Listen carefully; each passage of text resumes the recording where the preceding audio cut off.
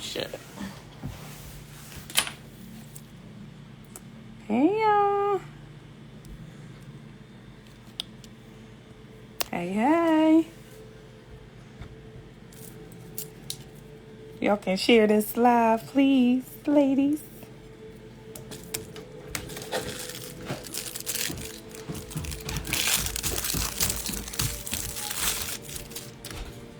Just turn it on. Yeah. Put some music on. Can you turn the TV off?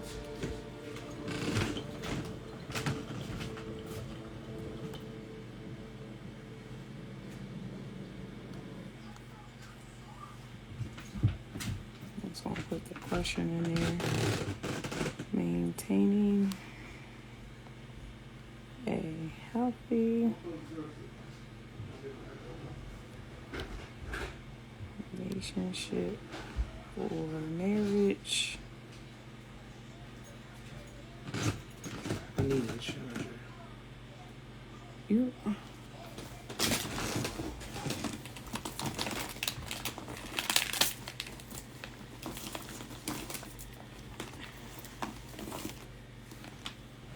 Marriage with a blended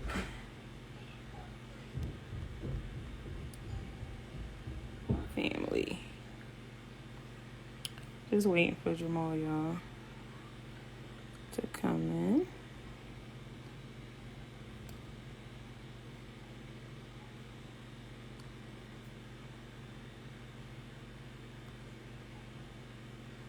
Maintaining.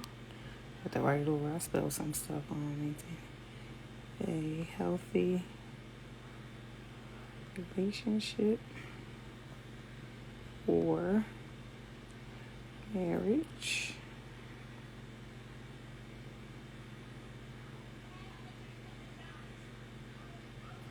Marriage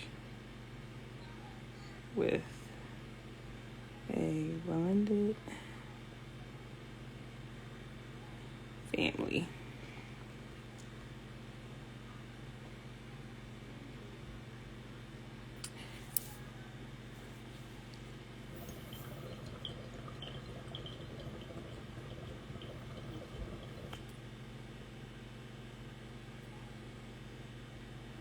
All right. Hey, Nima. This was your question, so I hope you're ready, sis.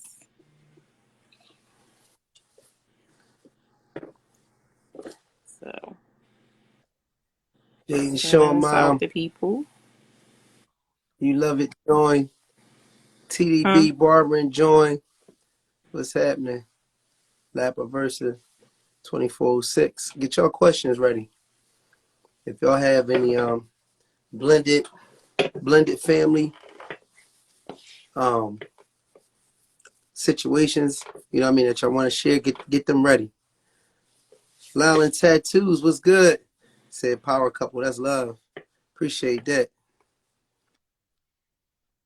Thank We you. still hanging in there. You know what I'm saying? We still hanging in there.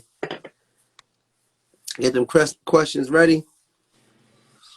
Blended families is the topic. Maintaining a healthy relationship or marriage with a blended family.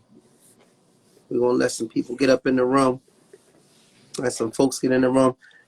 If you that airplane at the bottom, y'all, hit that airplane, tap it, and tap into a few people that you know might be able to benefit from this conversation. You know, we got our couples conversations, you know what I'm saying? So it goes down, you know, telling where this conversation gonna go, but that's where the topic starts right there.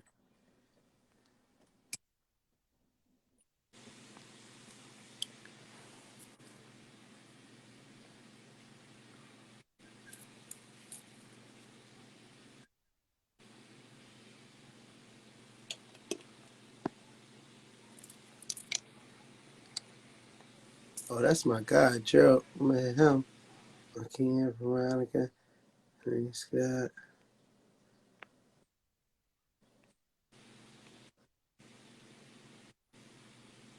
Oh, my Frank. guy.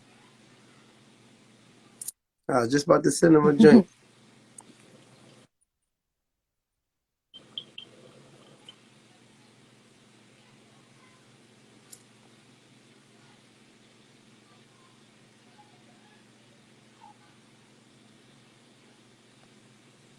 So slowly, as everybody get on, the question today is, well, this evening is maintaining a healthy relationship or marriage with a blended family.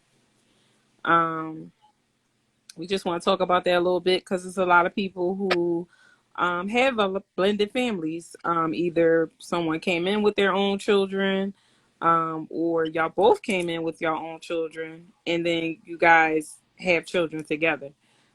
So we just trying to hear from everyone. And also, if anybody wants to come in, you can just send a request and come in and speak your piece on your experiences with a blended family as well. And if anybody missed our last live, it's on our YouTube page, which is the Davises and Friends on YouTube. You can go on and watch the last live from last week if anybody missed it.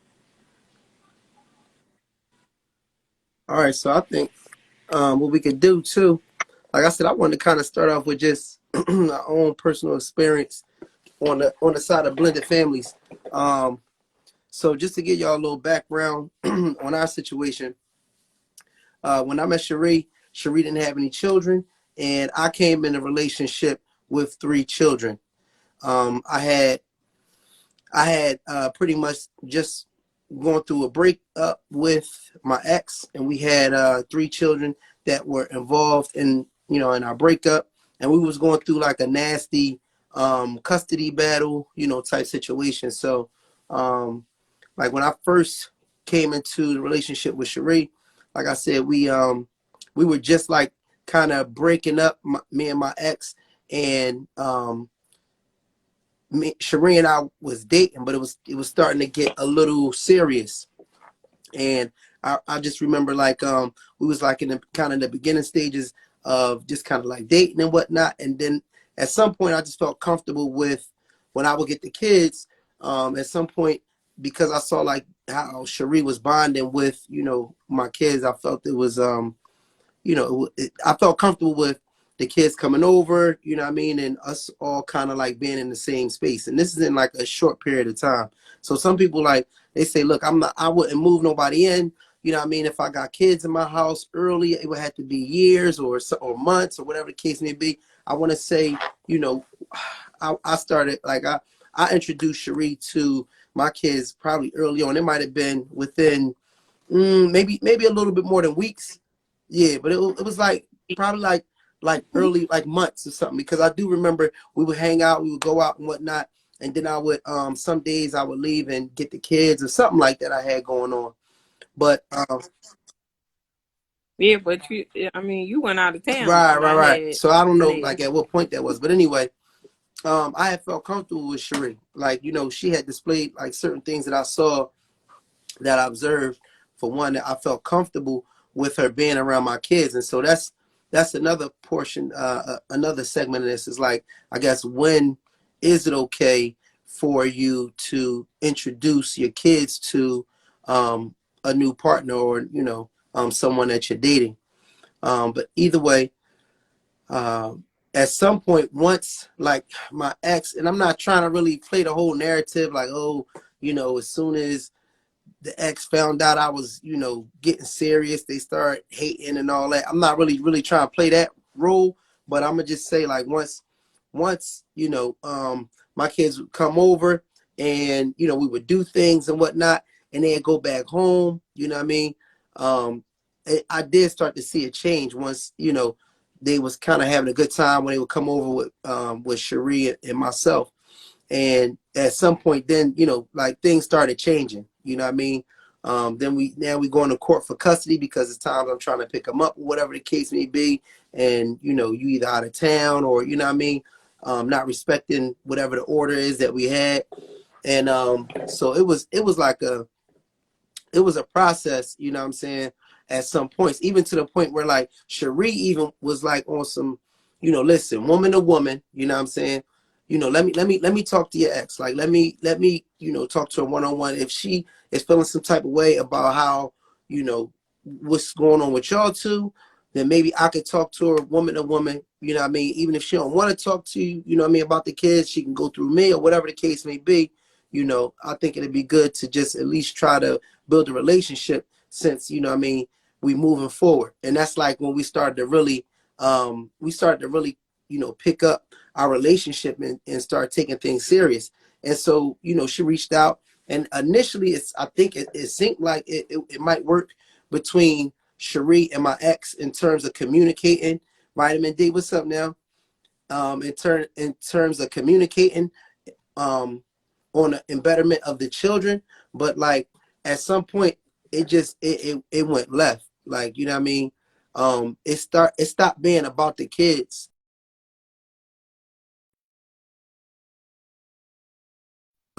about my relationship, Personal. or about like jealousy, you know what I'm saying, or whatever the case may be. So at points it was real rough early on, you know, and then, you know, I wanted, like, Cherie had to see me going through like going to child, not even child support, but custody court. So it's times I would go to custody court and I would really I would be like enraged because I felt like, just as a man, you know what I mean, they was basically discriminating on me, you know, like I just didn't, you know, it was so obvious that the only reason that, you know, I wasn't allowed to see my kids, you know, how I wanted to see my kids, is because I was a male. Like, it was simple as that, you know what I mean? And I would come home, or she would be there, you know what I mean? And I would be so frustrated, you know what I mean, and enraged. And it was hard for me at times to separate and not like take it out on her, you know what I mean? Because I was just so pissed off at how, like, I felt like the system and the whole custody thing, you know, was treating me. So we like really went through it, you know, in terms of, you know, my whole attitude, because it was really like fucking with me. You know what I mean? It was really fucking with me that I worked really hard and I had plans of seeing my kids on a more consistent basis. And when, you know, I would go to court and whatnot, I wasn't getting, you know, they wasn't even considering all of the hard work. They wasn't considering, you know, the type of man that I am, or you know, at the time was, they wasn't considering any of that.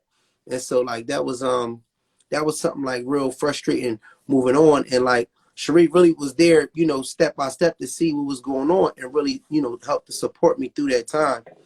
Um, but then like moving on, you know, and Cherie, you could chime in at any time. Like, you know, once I did, you know, get an opportunity to get the kids, we went through situations like this. Like we would have a agreement, you know, my ex and I, on when I would had the kids, you know what I mean? And let's just say it's like summertime or whatever the case may be. Or even at one point we were supposed to have them for the school year, you know what I mean? And they were going to transition to their mom during like the holidays, you know. She was getting herself together, you know what I'm saying, going through some things or whatever. And it was like, all right, cool, look, you know, I know you're a good dad, you know what I'm saying? Like, you know, I appreciate you holding them down or whatever the case may be. I'll get them on the flip side during the holidays, this and the third. And so, you know, we had changed everything. So now for 3 kids at the time, like the twins, I got a set of twins, a girl and boy, and they was and like daycare. So we going to daycare, we getting daycare, you know what I mean, for the twins. Enrolling my oldest daughter into school, new clothes, you know, because for real, they came down, you know what I'm saying, came through, and didn't really have a whole lot of clothes and whatnot. So buying all new clothes, getting all this, you know, stuff, getting all the stuff for their rooms and all of that. And then, you know, prematurely, you know what I mean, when, you know what I'm saying, outside of the time that we were supposed to have them, then, you know what I'm saying, she'll up and get them for a visitation, and then not, you know what I'm saying, not even bring them back how she was supposed to. So that was like, we went through that on, you know what I'm saying, on more than one occasion, you know what I mean? So that was really like a frustration for us in terms of like that blended family. So the blended family situation for us, at least up until that point, it just was like a lot of back and forth because of my ex on my end. So I mean, I asked you, Cherie, like, you know, what was your thoughts, or how did, you know what I'm saying, how did you know, what was some of the things that you had to do to kind of like help to maintain our household and keep it balanced, because you really like stayed solid during, you know, a lot of that time, you know what I'm saying? So it's like, what was some of the things that had to do, or what was going through your mind during that time when we was transitioning? My ex was, you know what I'm saying, giving us all this flack and all of that, like with the kids and all that. Um, so for me, due to not having any children, um, I mean, I'm still a woman at the end of the day, so I understood that, it was feelings involved. I understood that um I just needed to be supportive in the situation because I mean it was only so much I can do and say, because this was two parents who had two children who were in a relationship, and all of a sudden it just stopped, and one of the parents' feelings were still in the relationship. So for me, it was just like, all right, listen, if I gotta be the middleman, if I gotta be her girlfriend, Mm-hmm. whatever I need to do to make the situation better for you, that's just what I was going to do. Because I just feel like I know that her emotions Mm-hmm. were getting the best of her. And she didn't really know how to come off of that because she wasn't from here, and she didn't really have like the proper support for somebody to be like, I understand what you're going Mm-hmm. through, it's going to be okay. So if I felt like if I had to be that person for her, just to make sure that you were able to play your part as a father, then that's just what I was going to do. So for me, again, I tried to talk to her. I tried to, be like a neutral person in the situation. Like, I get it. Like, he made you mad. I get it. He did this. I understand. But at the end of the day, let's think about these children, because that's what the most important part is. But, again, when somebody is dealing with that type of emotion and they don't really know how to come off of that, it's difficult to get them to understand that it's not about us, it's about them. So for us, that was a big thing because she really was like, this is my man. I don't care what you talking about. He cheating on you with me. Like, that's the type of mindset that she had, but that really wasn't true. You know what I'm saying? Y'all relationship had already ended, but because y'all was back and forth for so long, in her mind, she was still in the relationship because she felt Mm-hmm. like, oh, he Yeah. gonna be back. Oh, we gonna work it out, because those are patterns that y'all had in the past that she felt like, okay, he might go talk to somebody for Mm-hmm. now, but he'll be back. But she didn't know what the level of our relationship was. She didn't know the status of how deep the relationship was with me and you. So she had in her mind that you were going to be back. Y'all were going to rekindle whatever y'all rekindled and had, because that was just something that y'all did. So it was very difficult to see, like, you go through something like that, because I knew like how much you care for your kids, how much you wanted to be with your children.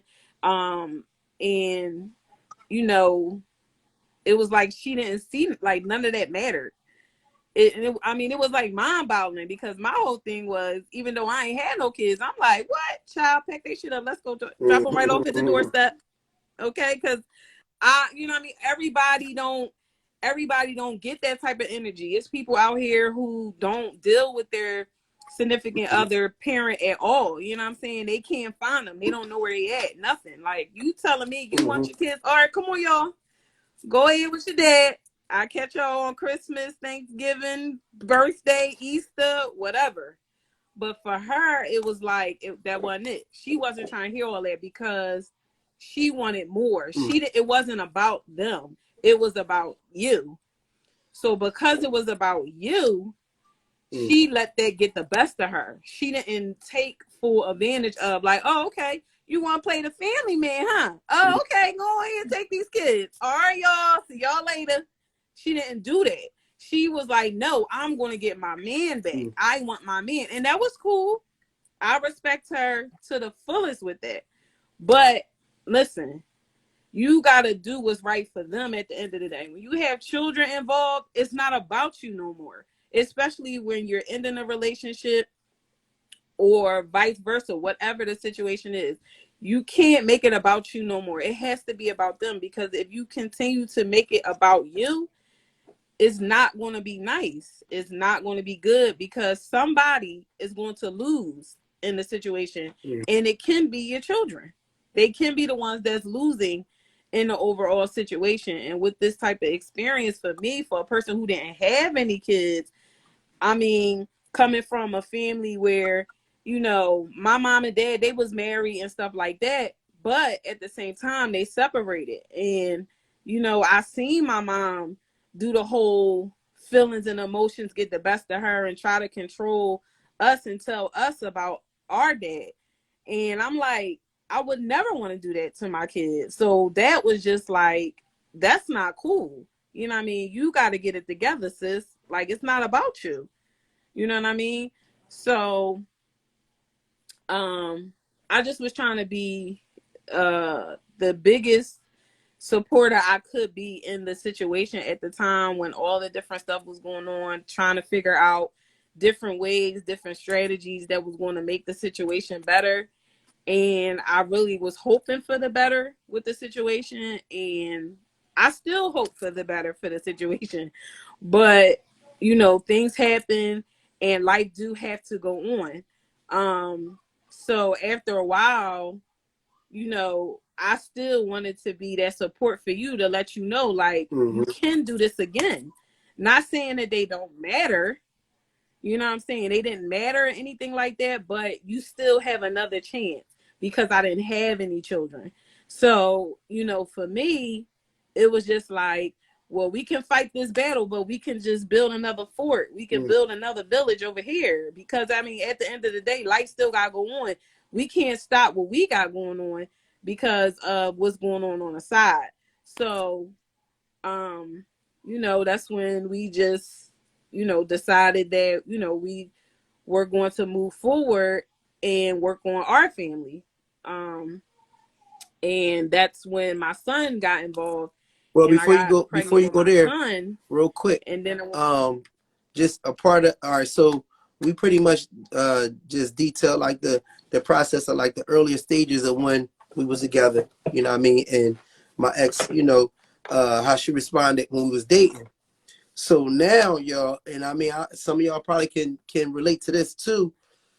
All right, so when you dating, so when you have an ex and you dating somebody, and this deep, we just witnessed something similar. But anyway, when you dating somebody else and you just coming off a relationship, usually your ex, like Cherie was saying, depending upon how long you was together with that person, they might be like, all right, cool, we dating or she dating or whatever the case may be. But we'll be back, you know what I'm saying, shaking and moving or whatever the case may be, or that ain't gonna last long or whatever the case may be. But now the relationship really flips when you get to the point where you get engaged to somebody or you about to get married to somebody. Now that's a whole nother can of worms that get broke out. So we was dating, and the crazy part about it is because me and Cherie, again, we got married within a year. You know what I mean? So we go from dating and going through a little something back and forth, whatever the case may be. And then now my ex finds out we getting married. You know what I mean? And so again, those same emotions that, I was like, oh, he's gonna be here, this and the third. Now they really, what I'm saying, they hyper out of control. And so now, like, all kind of shit is going on. You ain't seeing your kids, you know what I mean? Not necessarily saying it, but just, I'm well saying it too though. But like not being able to see my kids, you know what I'm saying, was an issue. Like I said, having agreements, so I'm supposed to have them, and then she up and taking them and going places, and I mean, it was just a whole lot of bullshit to the point where created a situation so that my kids couldn't be at the wedding, you know what I mean? Stuff like that.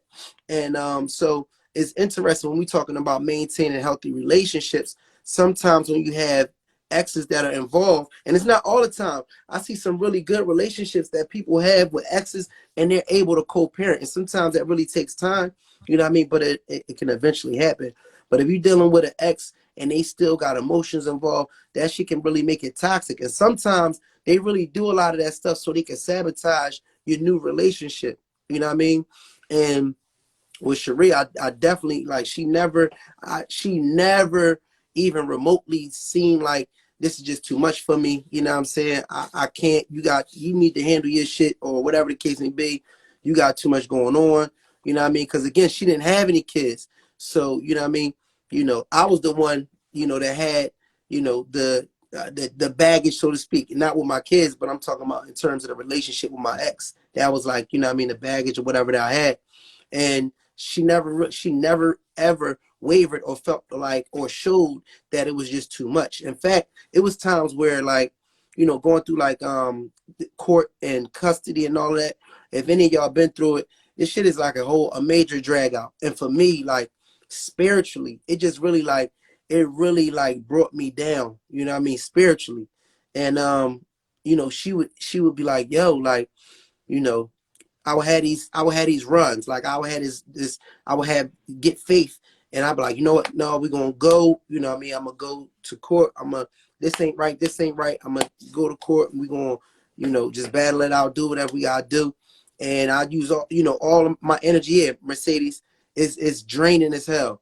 Use all my energy going there, and I got this laid out, this laid out, this laid out, and things don't go, my way or don't go the way that I feel is best for, what I mean, the kids, and it just zap me. And then I'll just go for months and be like, I'm cool. Like, just, you know what I'm saying? Just suck my blood, motherfucker. I ain't fighting this shit up. It just is what it is. Just let it be. And sometimes then after some weeks, I get the energy, you know what I mean? Or some months, I get the energy again. Cherie would be, you know what I mean? Like encourage me, like, no, like you need to fight for your kids. You know what I'm saying? Like, you know what I'm saying? We can go down there, let's, you know what I'm saying? You doing this, you doing this, you doing this. Like, you got everything. Like, it's no reason why we don't go down there this time. And they going to see what's going on. And they going to allow you to, get granted, the shit that's going to be in favor of, the kids and you know what I'm saying? And then we'd go there and then, you know what I mean, present, boom, boom, boom, like, okay, like, I'm showing y'all, like, this XYZ, and it'd be a letdown, and it'd just drain my ass again, you know what I mean? But, like, she was always the one, you know what I'm saying, just supporting me, you know what I mean? Like, yo, let's fight it. And it wasn't even a thing where, like, for me, in terms of, like, having this relationship, and this is important for people that are in a blended relationship, is like, you know what I mean? What I didn't want to do is take out my frustration on Cherie, you know what I'm saying? And this was even when we was dating, because I was already kind of going through this shit when we was dating. And I definitely didn't want to bring that into my marriage. And it can be hard. It can be hard not to, because like I said, the court process and everything, and just not, seeing your kids, having your kids in the mindset, like the dynamic. I didn't have my kids just to be a, you know what I'm saying, fair weather father. You know what I'm saying? I didn't have my kids for that. Whether my ex and I was going to be together or not, I always wanted to play a role, like my dad did in my kid's life, and be there, supportive. But it's like, Ryan, but it made it like super challenging to be the father that I know I could be to my children, when, you know what I mean, I had a ex, you know what I'm saying, that wasn't being cooperative, you know what I'm saying? So it just would drain me. And she would be there and support me. And sometimes I even get mad with her because, like, as a woman, like, you know what I'm saying, I don't even know if it's as a woman, you know what I mean? But like, everybody don't understand how it is to go into the court system, you know what I'm saying, as a man, as a black man, and, you know what I mean, fight for your kids. It like you really are, you know what I'm saying, like, you really are at, like, you fighting uphill. You're fighting uphill, you know what I'm saying? So, they'll make, you know they'll make you look bad even if you're doing good, because they was making it out to me, they was making me out to look like the guy that just works hard, you know what I mean, brings home money or whatever the case may be, is a provider, but it's back out the door ripping and running, you know what I mean? And the way they painted, the picture, it was easy for them to kind of like stereotype me. And I would tell Cherie, like, Cherie, it ain't just that simple. Because she'd be like, no, you doing your thing. You got this going on. You take care of your kids. You do this. And I'm like, Cherie, like, they don't really care about that shit. Like, you know what I'm saying? Like, and, at the end of the day, I just, you know what I'm saying? I definitely appreciate your support, throughout the process. Because, like I said, it was a lot of times where I was drained, man. I was spiritually drained. You know what I'm saying? I was hurt. You know what I mean? Like, I was really hurt. You know what I'm saying? Like, what I mean? Heartbroken. You know what I'm saying? And I really did, need that support. You know what I'm saying? From Cherie, and she was there for me, Yes. through that process. So I definitely appreciate that. And it's still honestly a uphill battle. I'm gonna keep it 1,000. You know what I mean? But so that's where we were. Like, basically at the point where she didn't, my kids couldn't come to, she didn't allow my kids to come to the wedding. You know what I mean? And so forth and so on. So go ahead, Cherie. You was about to say at the point where we had Idris. So by the time it got to the point where, she was just, my kids, my kids, my kids, I had to like bring Jamal back to reality of like, listen, don't let her stop your happiness at the end of the day. Like, we'll figure whatever we need to figure out when it's time. If we gotta wait until they turn 18 and you sit down and have a talk with them, then so be it. But life definitely has to go on. It cannot stop, and my life is not going to stop because, again, I don't have no children. I'm not saying it don't got nothing to do with me, but it don't got nothing to do with me. We can have kids. We can do whatever we need to do to bring the happiness back, even though I knew it was like a lot. So then, we got pregnant with Idris. And then by that time, I'm pregnant with Idris. We moving in a new home. We was like seeing them, and then when we got the house, we was like still preparing for the kids. Like, when we got our house, we fixed the rooms up for them. Again, I didn't have no children, so we still was fixing the house up and preparing for them to be around. We didn't never, not one time ever, prepare for them to not be around. We always, no matter what was going on, like I always had in my mind, oh, we got to get the kids this, we got to get the kids that. Always 100% being prepared for them to be around. But the way things was just going, it was like they were there and then they were gone, just like that. And it was like starting over all over again. So by the time we had my son, it was like, now it was a tad shift, but at the same time, it's like, oh, started a whole new family. Oh, don't forget about the ones you got over here. But we never forgot about them. But again, that pride gets in the way, and you're not really thinking about, like, I really was just acting like a jackass for the last months. You know what I'm saying? And acting like I don't want this man to see his kids. And then now he done had another baby. Now I want to act like, oh, no, you ain't paying my children no mind.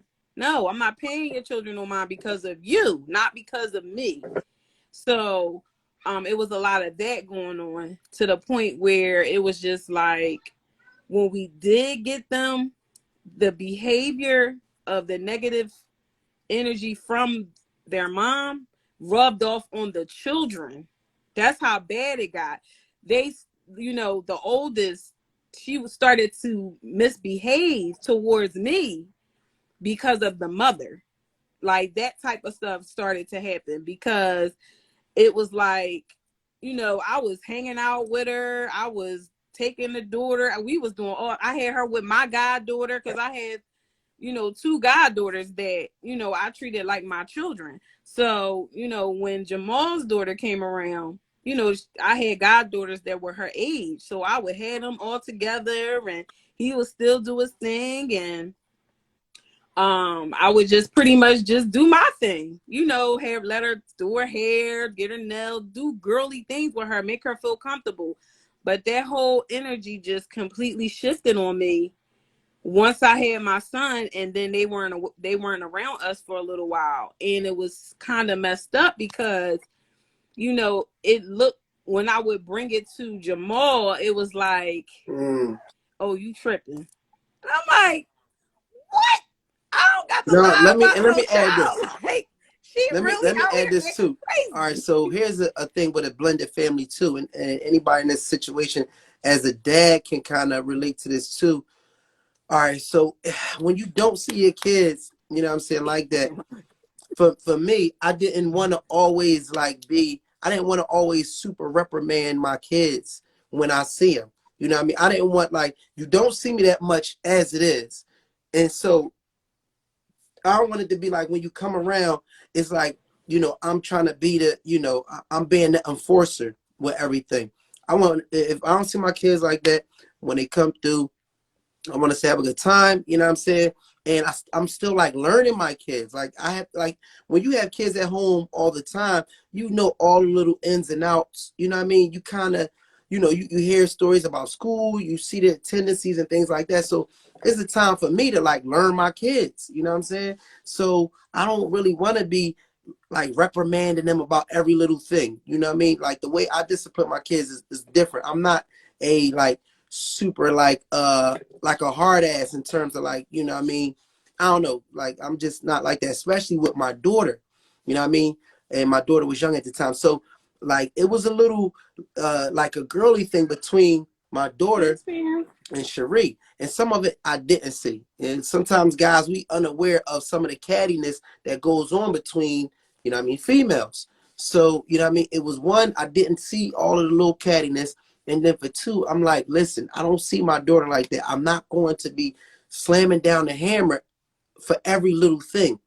Also, she's coming into a different environment. So I'm taking into factor all these different things. I'm taking into factor I don't see my daughter a lot, and I don't want to, just be the big bad wolf. Um, I'm also taking into consideration that she is caught in the middle of a triangle, amongst adults. So I don't want to, I don't want her to necessarily feel, uncomfortable. And I know it's going to be like a process for her to get adjusted to our household and things like that. So patience, you know what I mean? So I'm trying to display a certain amount of patience with that whole thing. But like I said, so it was starting to be like it was starting to develop like a little tension a little bit between Cherie and my daughter. Just a pinch. I wouldn't say tension, but I don't know. It was something because I felt like a little bit like they were both trying to rally for like I felt like they both was trying to show who got control over me. You know what I'm saying? Like, no, this is my husband, he gonna listen to me. Like, no, this is my daddy, he gonna listen to his daughter. You know what I mean? Like I felt that, whether it was there or not, you know what I'm saying? But that's what it felt like to me. It felt like it was a tug of war now between my wife, that, is the queen of the house, you know what I mean? My daughter, who the princess, you know what I'm saying, my princess and all of that. And so in terms of that blended situation, that was a challenge also. And that was like kind of early on. And it's funny because in terms of being blended, my ex also had a daughter. And early on, not only would I get my kids, but we would get her daughter also. And because Cherie had developed a relationship with her. So Cherie was like, no, Brianna can come over, you know what I mean? We gonna hang out, whatever, whatever the girls do, and they would do the girl thing and all of that. She would take them to do things. But then it was like, Yeah, you can't let the kids control the relationship, she that's said. true. You know what I mean? And it's funny because, you know, like I said, it was all kind of factors that I'm in the middle of too, trying to balance things out. But you can't allow children to run the situation. You know what I mean? But The oh kids at the time, they were 2 and 10, because the twins were 2 at the time, and the yeah, oldest was 10 years old at that time yeah. when So we so first started so my oldest talking. was 10. So this is the one that was kind of having this back and forth thing. It was like they was trying to leverage for, you know what I mean, to see who had the control type of thing. And You know what I mean? Again, we used to have my ex's, her daughter, who's not my child at all, we would have her come over with the kids too. Because it was like at that time, like, well, shit, if we going to get the other kids, Brianna was like my daughter. So it was like, you know, sometimes she wanted to come and hang out. You know what I'm saying? Um, so yeah, sometimes Terrence, what's up with you? So sometimes, you know, my stepdaughter from my ex, since we had such a great relationship, you know what I mean, she was like my daughter. I treated her like my daughter. So when we would take just the my kids, sometimes it would be an awkward situation because you damn near calling me dad. You know what I'm saying? You was calling me dad and all of that. And now I'm just taking my kids. But what was happening was it was her like her mom, and I promise you, I'm not trying to make this into a bashing thing. That's not the intent of this. You know what I mean? Overall, it's for all of us to, you know what I mean, to learn something and share. And it's not a, you know what I mean, it's not to bash. But again, this is Amen. kind of early on, and you know, mom still had emotions involved. But I promise you, I started to feel like the mom was basically sending, you know, my stepdaughter or her daughter that you know we didn't have together. My ex was like sending the daughter over almost like a spy. It was like, you know what I mean? She was coming over. Yeah, so they did such and such. Oh, you know, they got this. Or we went here. And it was like, it was starting to be obvious that she was sending her over like to sabotage what we had going on. You know what I mean? And so at some point, I had to stop the stepdaughter of my ex from even coming over because like she was starting shit and she was like going back and reporting. Like we had stuff going on. You know how it is. You know, whatever goes on in your household, that's your household business. I mean, I don't have to know what's going on when you go over your mom's house, all of the details. You know what I mean? I know you safe. I know you with your mom. I know you good. I don't need to know, you know, a whole bunch of details. I'm not even asking you a whole bunch of details about what's going on in the household. And I want the same respect. You don't have to be going over and telling your mom about certain details and stuff like that about what we got going on. Black man, what's going on, Kev? You know, and that was happening. So I had to cut that off. I had to say, you know what? You know what I'm saying? You got to stay over with your mom. When I come and get, you know, the kids or whatever the case may be, I'm gonna come get the kids because she was basically gossiping back and forth. And it was a tool that was kind of like used to like sabotage the relationship and things like that. And I felt like, you know, the mom was basically like programming the kids, you know, to come over and, you know what I mean, either get information or do things to sabotage, or was like talking about what we had going on, planting little seeds in their head. And then when they would come, sometimes, you know what I mean, their behaviors and things would reflect, you know, conversations or, you know, situation that was going on at home. So, like I said, I had to, you know what I'm saying? We couldn't even pick Brianna up anymore. And it was messed up because, you know, her daughter, you know, I took her under my wing. I really like, you know, helped to bring her up. You know what I mean? She had like challenges academically and whatnot. And, you know what I mean? We went through a lot tutoring and helping her to get on track. So that was, you know, I brought her up. That was my youngin'. And I had to stop that because, you know, again, on the blended side of things, you know, she wasn't, you know, I mean, she wasn't fitting in and respecting my household. And like, you know what I'm saying? Like somebody just said it on here, like you can't let kids run your household. If you have a blended family, you can't let the kids run your household. And it's tough too, you know what I mean? And I'm only speaking from the perspective because I'm a man, as men, because sometimes you in the middle and you know what I mean, you don't know who's right or wrong in a situation. You know what I mean? And in all fairness, you know, just like um my daughter, you know what I mean, she has emotions or whatever coming into a new, you know, household and everything. In all reality, my wife wasn't always right. You know what I'm saying? And sometimes, you know, she might have had a perspective or emotions about a situation when it came to, you know, her and my daughter. And I had to be the one to kind of decipher that. And that's a thing too, because you try to make everybody happy. You know what I'm saying? When you're in a blended family at times. And sometimes when you try to make everybody happy, you don't make anybody happy. You know what I mean? So, you know, that can be a challenge too. In terms of like balancing out the household, so you just not in a fractured household. Because we had times more recently where, and I mean now, daughter, she's downstairs, and you know what I mean, she's in the, um in the den, you know what I mean, downstairs in the den, as opposed to being up with everybody else, you know what I mean, and you got that going on now. The house is separated and things like that. So yeah, it definitely was some challenges. Go ahead, Cherie, you were saying something. So Um, yeah, it was a lot of changing in a lot of stuff changed within our household due to the circumstances of the other children at the time. It was hard. It wasn't easy. Um, Maintaining it, it was just like you got to just roll with the punches.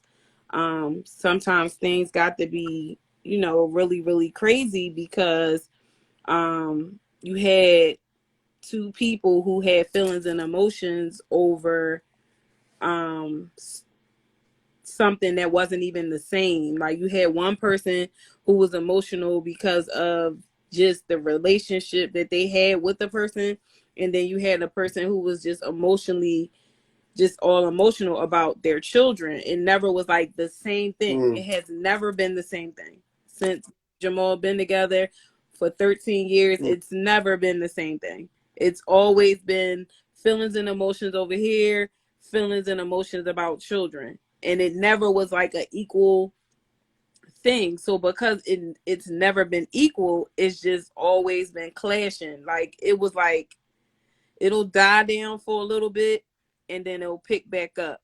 Blending families is very difficult, especially when one of the parents still have feelings for one of the other. What I learned is the couple has to stay strong and stay on one accord. Yes, 100%. You definitely have to stay on one accord, because if you don't, like, it really can go left really, really fast. The husband and wife has to stand as a unit in front of the children. Yeah, they do.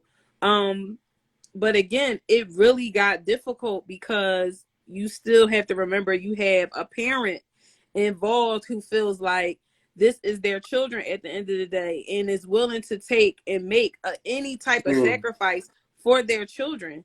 I want to be as transparent as possible on here.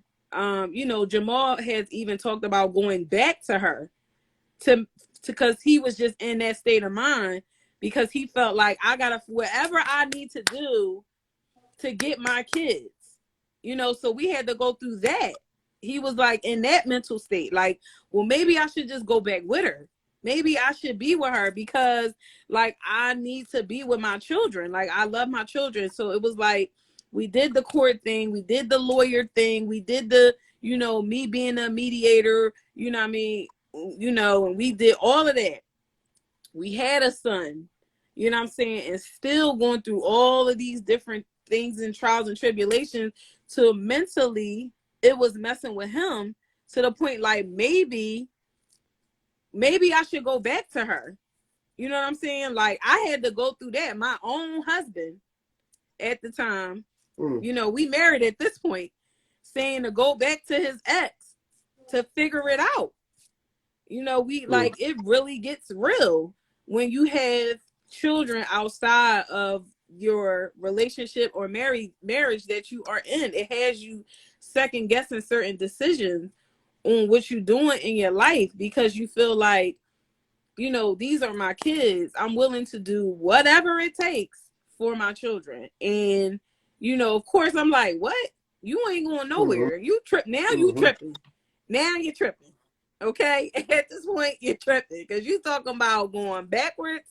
You're tripping. Like, we just have to figure out whatever we need to figure out to make this situation better for us.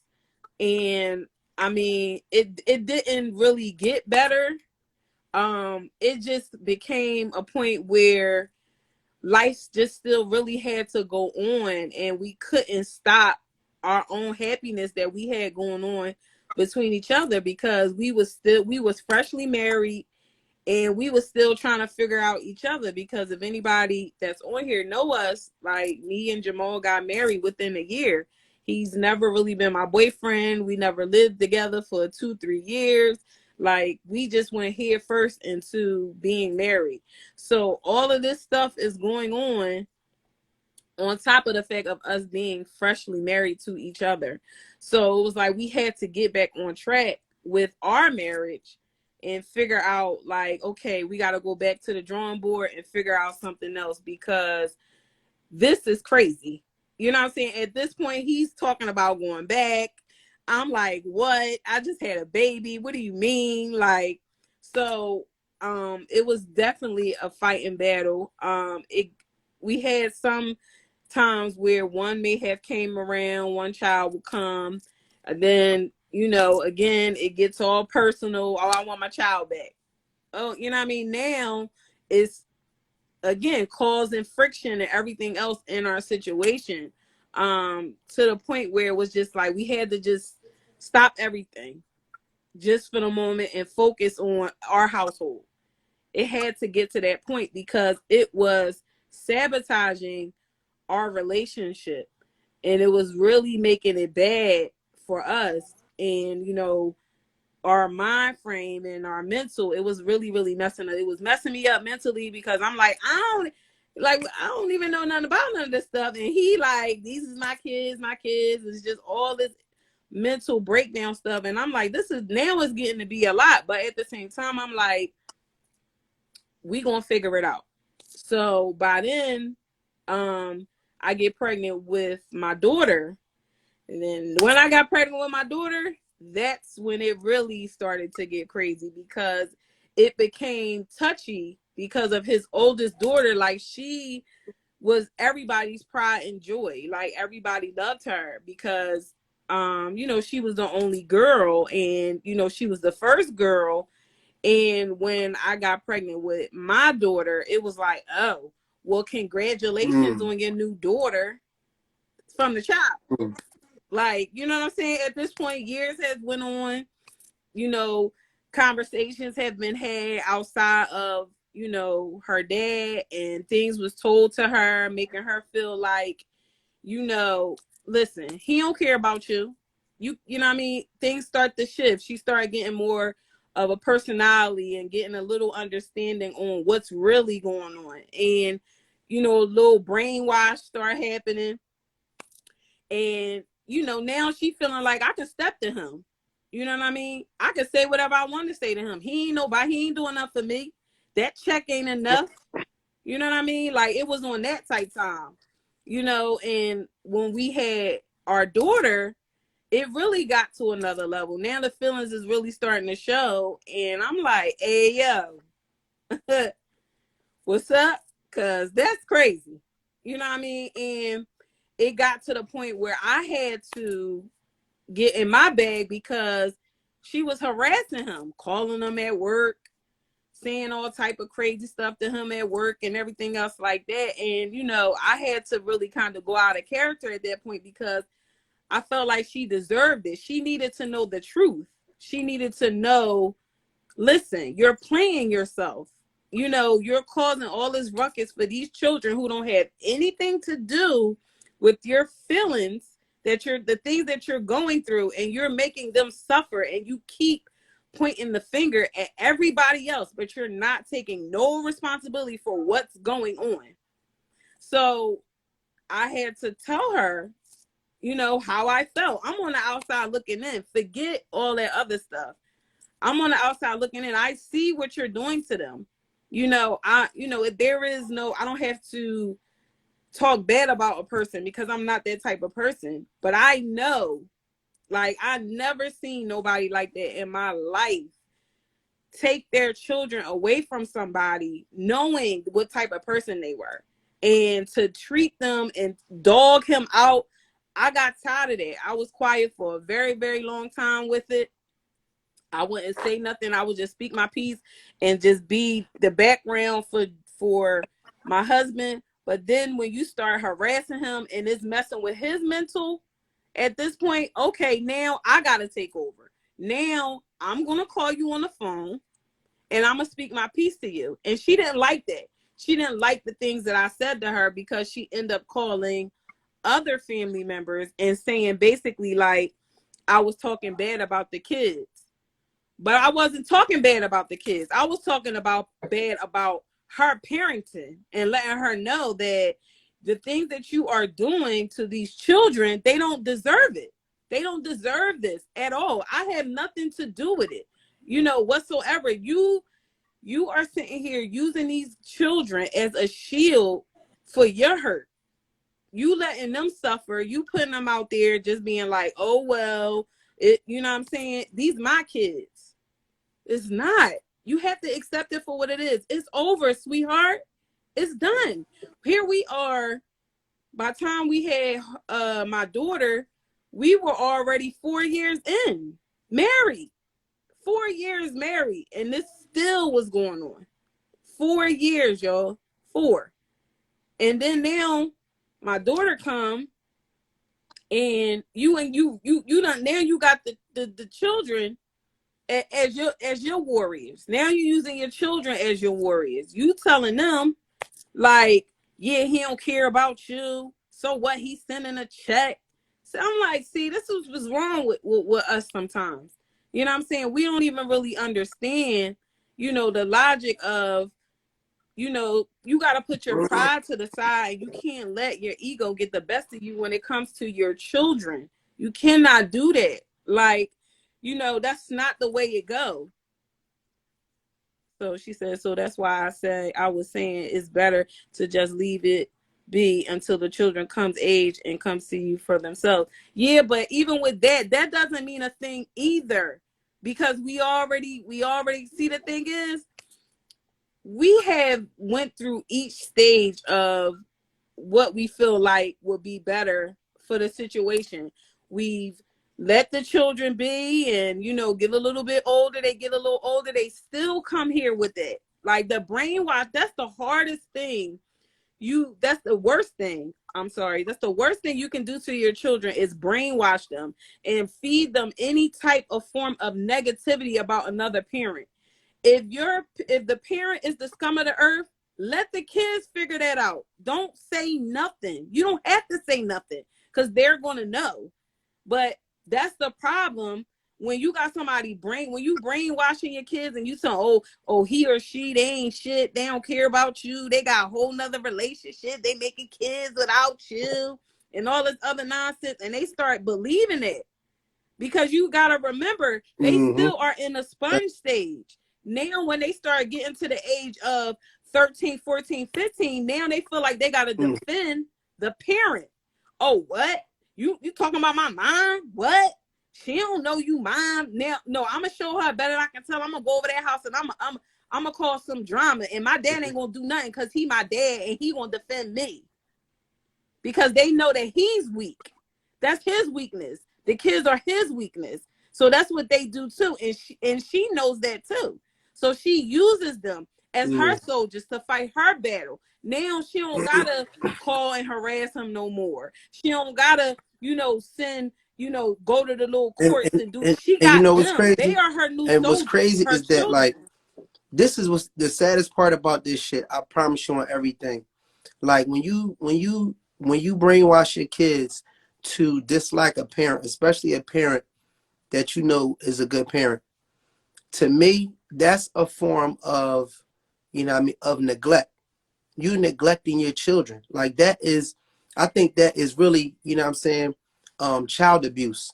Because child abuse is pretty much when you neglect to give your children the things that they need, or you're being harmful to them physically, mentally, or spiritually. When you tell them that a parent that is a parent that loves them, when you are painting a negative picture of them to their children, you are burning a bridge for those children.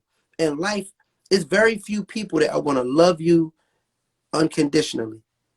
When you take away one of those people that can love these children unconditionally, that can support these children unconditionally, that can teach these children unconditionally, you're literally limiting their life. You are so fucking hateful for yourself that you don't even want them to have the best they can have. Okay, I can't have this guy, whatever, he hurt me, whatever the case may be.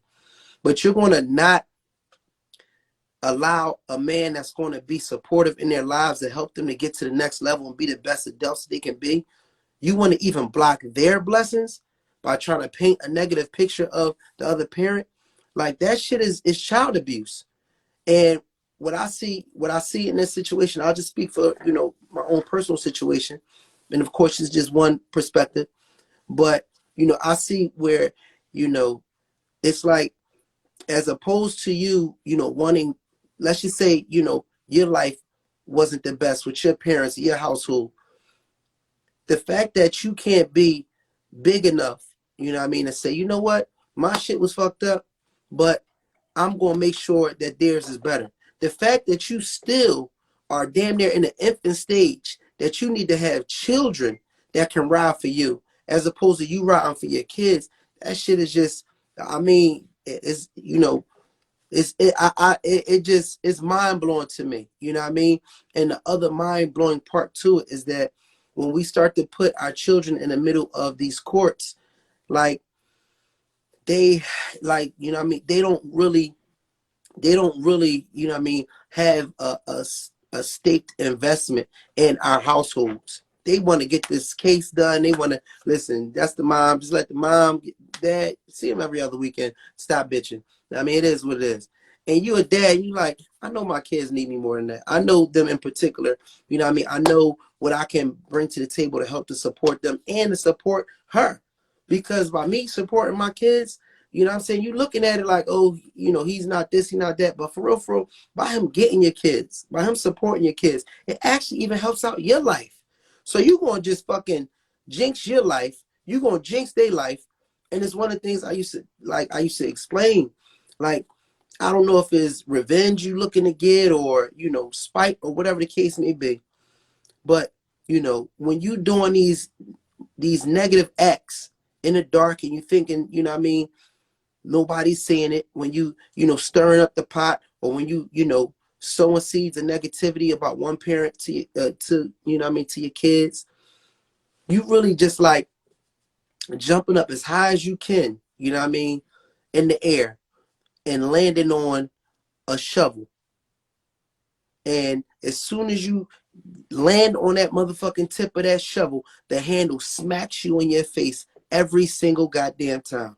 And that's what I used to have to tell us, John, like, stop doing this fucking, hating shit. Stop doing this spiteful shit. Because every time you do it, you getting smacked in the face by the handle of reciprocity, of balance, of karma every single time. But some people in their own lives are so unhappy with themselves, they would rather continue to torture themselves and even continue to torture the ones around them, including their kids, rather than to see you happy, or to see anybody else happy, including their kids. So, that was something that was really a challenge and has continued to be a challenge, and what I will say is that, and this is for all of the blended families out there, one of the things that was said by somebody on here was that, in the household, you really have to stay strong. And I totally agree with that. And I feel like, Cherie and I had a situation last year, and we just being transparent. Again, these conversations is good for anybody that's listening that can, that can gain something from it, and it's also, beneficial to us. So we're not coming on here like we got all the answers. That's not the whole intent of this. These is black relationships or relationships. And we're sharing to figure things out.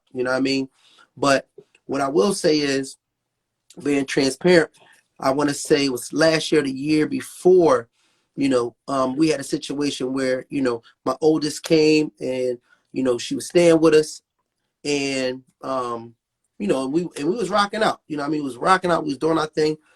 My oldest and I was getting a chance to like really get some bonding, in and whatnot. She's older now, so we can laugh at, certain jokes that we wouldn't have been able to laugh at when she was young, and and then I can kind of like build that relationship. I'm like a liberal parent. I like to allow my children to, be who they are, and then, and I have a feel for who they are, and um, And I like to see them just developing and learning, so we communicate, we social and things of that nature. I'm not a rigid parent, you know what I mean? But I'm also a supportive parent. If you trying to do something or whatever, I want to see, where you want to go, and I want to help you, all those things.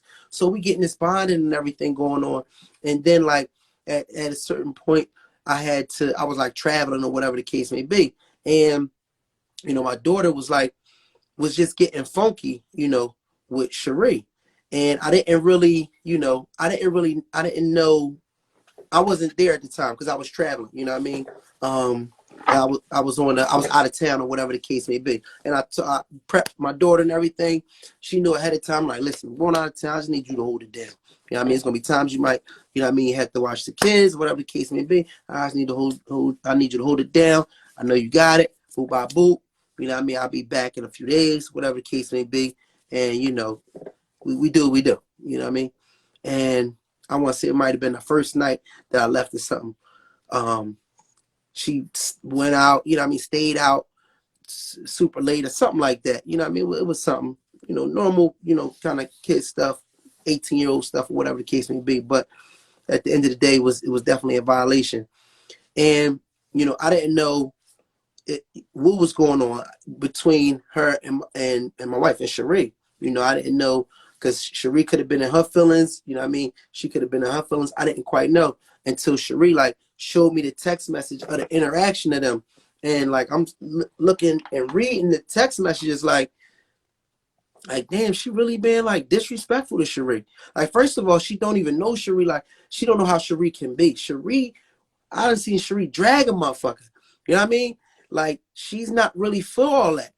You know what I mean? So at that point, when I saw how she was being disrespectful in the text thread, and I seen how Cherie like kept her composure, you know what I mean, and on her end really just played her part, you know what I mean, or whatever the case may be. I was just furious. I'm like, this is after multiple discussions of things that was going on, and it was just like, yo, like you really not abiding by our household rules. You know what I mean? And back to what that I think somebody had mentioned was like, yo, you gotta stay strong in your household. It's true. Like you're not gonna come in here, you know what I'm saying, and throw off the balance because this is right around the time. Matter of fact, it was around COVID, like when it was like really, it was probably 2020 because it was right like around the height of this thing or something like that. But anyway, we had really gotten into a good space. Me and Cherie was like we was gang warring like up until right around the time of COVID happened when it really like when we had to be quarantined and everything. Before that, we was gang warring. And I mean, I don't know what, the quarantine did, but somehow it kind of got us back on track. You know what I mean? Like we've never been. We really like started to kind of have each other's back. Cause if y'all, I don't know if y'all remember or not, but at some point during quarantine, like niggas ain't really know what was going on. Like we was grabbing more guns. I told my youngins like, listen, strap up. We don't know what the fuck is going to go on. If it's going to be a famine or if motherfuckers going, you know what I mean? Protect your family, hold it down. We don't know what's going on. And we just we bonded. And when she came to the household, I was like, look, man. And I told her, I was like, listen, where we at right now, it took us a long time to get here. And we got our you know what I mean, a structure in which we running things in our household, you know what I mean? And all you're going to do is come and you're going to add to that, you know what I mean, with all your brilliance. This is me talking to my daughter. With all your brilliance, you know what I'm saying, with all your love and affection, all you're going to do is add to what we got going on, but we're going to keep the system that we have. So you got to respect the system. We're going to add to it and we all going to make it better, but you got to respect the system that we have here. You know what I mean? And when she wasn't respecting the system, at some point I had to let it be known, like, listen, we can't have this. You know what I mean? You're not going to come in here, and you're old enough to understand what I'm saying. You're old enough to understand, you know what I'm saying? You're like your responsibility or, your mission and your part that you need to play. You're old enough to know this. And, once it was a back and forth and there was no respect there, I had to send her home back to her mom. You know what I mean? I wasn't going to I wasn't going to jeopardize, the place that my marriage was in. I wasn't going to jeopardize, what I mean, what we had going on in the household. And I wanted to, what I mean, I wanted my daughter there. You know what I mean? This was like a exciting moment for me, exciting time for me.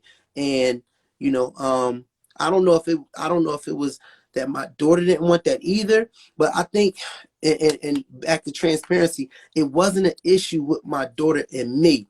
It was an issue, what I mean, with my daughter and Cherie. I think that she had an issue with the fact that she's been around where me and Cherie have been on bad terms, and she could be my roadie. You know what I mean? Like, because me and Cherie was beefing. So she could be my roadie. Like, yeah, you know what I mean? Like, it was just different because she, in her mind, this me just kind of jogging out things and communicating, and as I'm thinking about it and talking about it, we was more bonded. I think she felt we was more bonded when Cherie and I was on the outs. So she was used to us, you know what I mean? I got your back, this, that. She was used to like having my back, and you know what I mean, and being able to have, I guess, a one up on Cherie because she was tighter, you know what I mean, or she felt that she was tighter when Cherie and I was on the outs. So when Cherie and I when we was locked in how we were supposed to be, you know what I mean, I think she felt uncomfortable with the place that she had in the household. I think she felt like, oh, you know what I mean, I don't, you know what I mean, she's the queen. She has, you know what I mean, his heart or whatever the case may be, and she didn't like that. So I think that was where, you know what I mean, it was some friction, in all honesty. But it wasn't necessarily anything with me, you know what I mean, but it was the fact that I think that, she didn't feel comfortable with the position that she had in the household, you know what I mean, or she felt that she had in the household. And you know uh that right there, to me, you know what I mean, like, you can't come into a situation, a situation, and it's still got to be about you. If we're a team, if we're a household, we're a team. So you got to let go of, you know what I mean, and this is for blended relationships, blended marriages, blended relationships. you know Everybody has to play their part in this team. You know what I mean? This is a team sport. You know what I mean? It's not a one-on-one. So if we need things done within this team, we all got to let a little bit of ego go to make this thing run. And for me, you know what I mean? And we switch roles at times in leadership positions. So, you know what I mean? It's times where, my wife has to be take the lead in certain situations. And it's time where I'll take the lead in certain situations. But overall, being the leader in the household, like, if I'm saying, hey, this is the position that you have to play, then you know what I mean, you gotta play that. You can't come in the household and think that you just gonna have it your way. You're gonna come in here, that's my dad, it don't matter, he ain't gonna say nothing, you know what I mean, or whatever the case may be, and try to change the dynamic of what's going on in our house. Like, I can't have that. You know what I'm saying? I'm not gonna have that.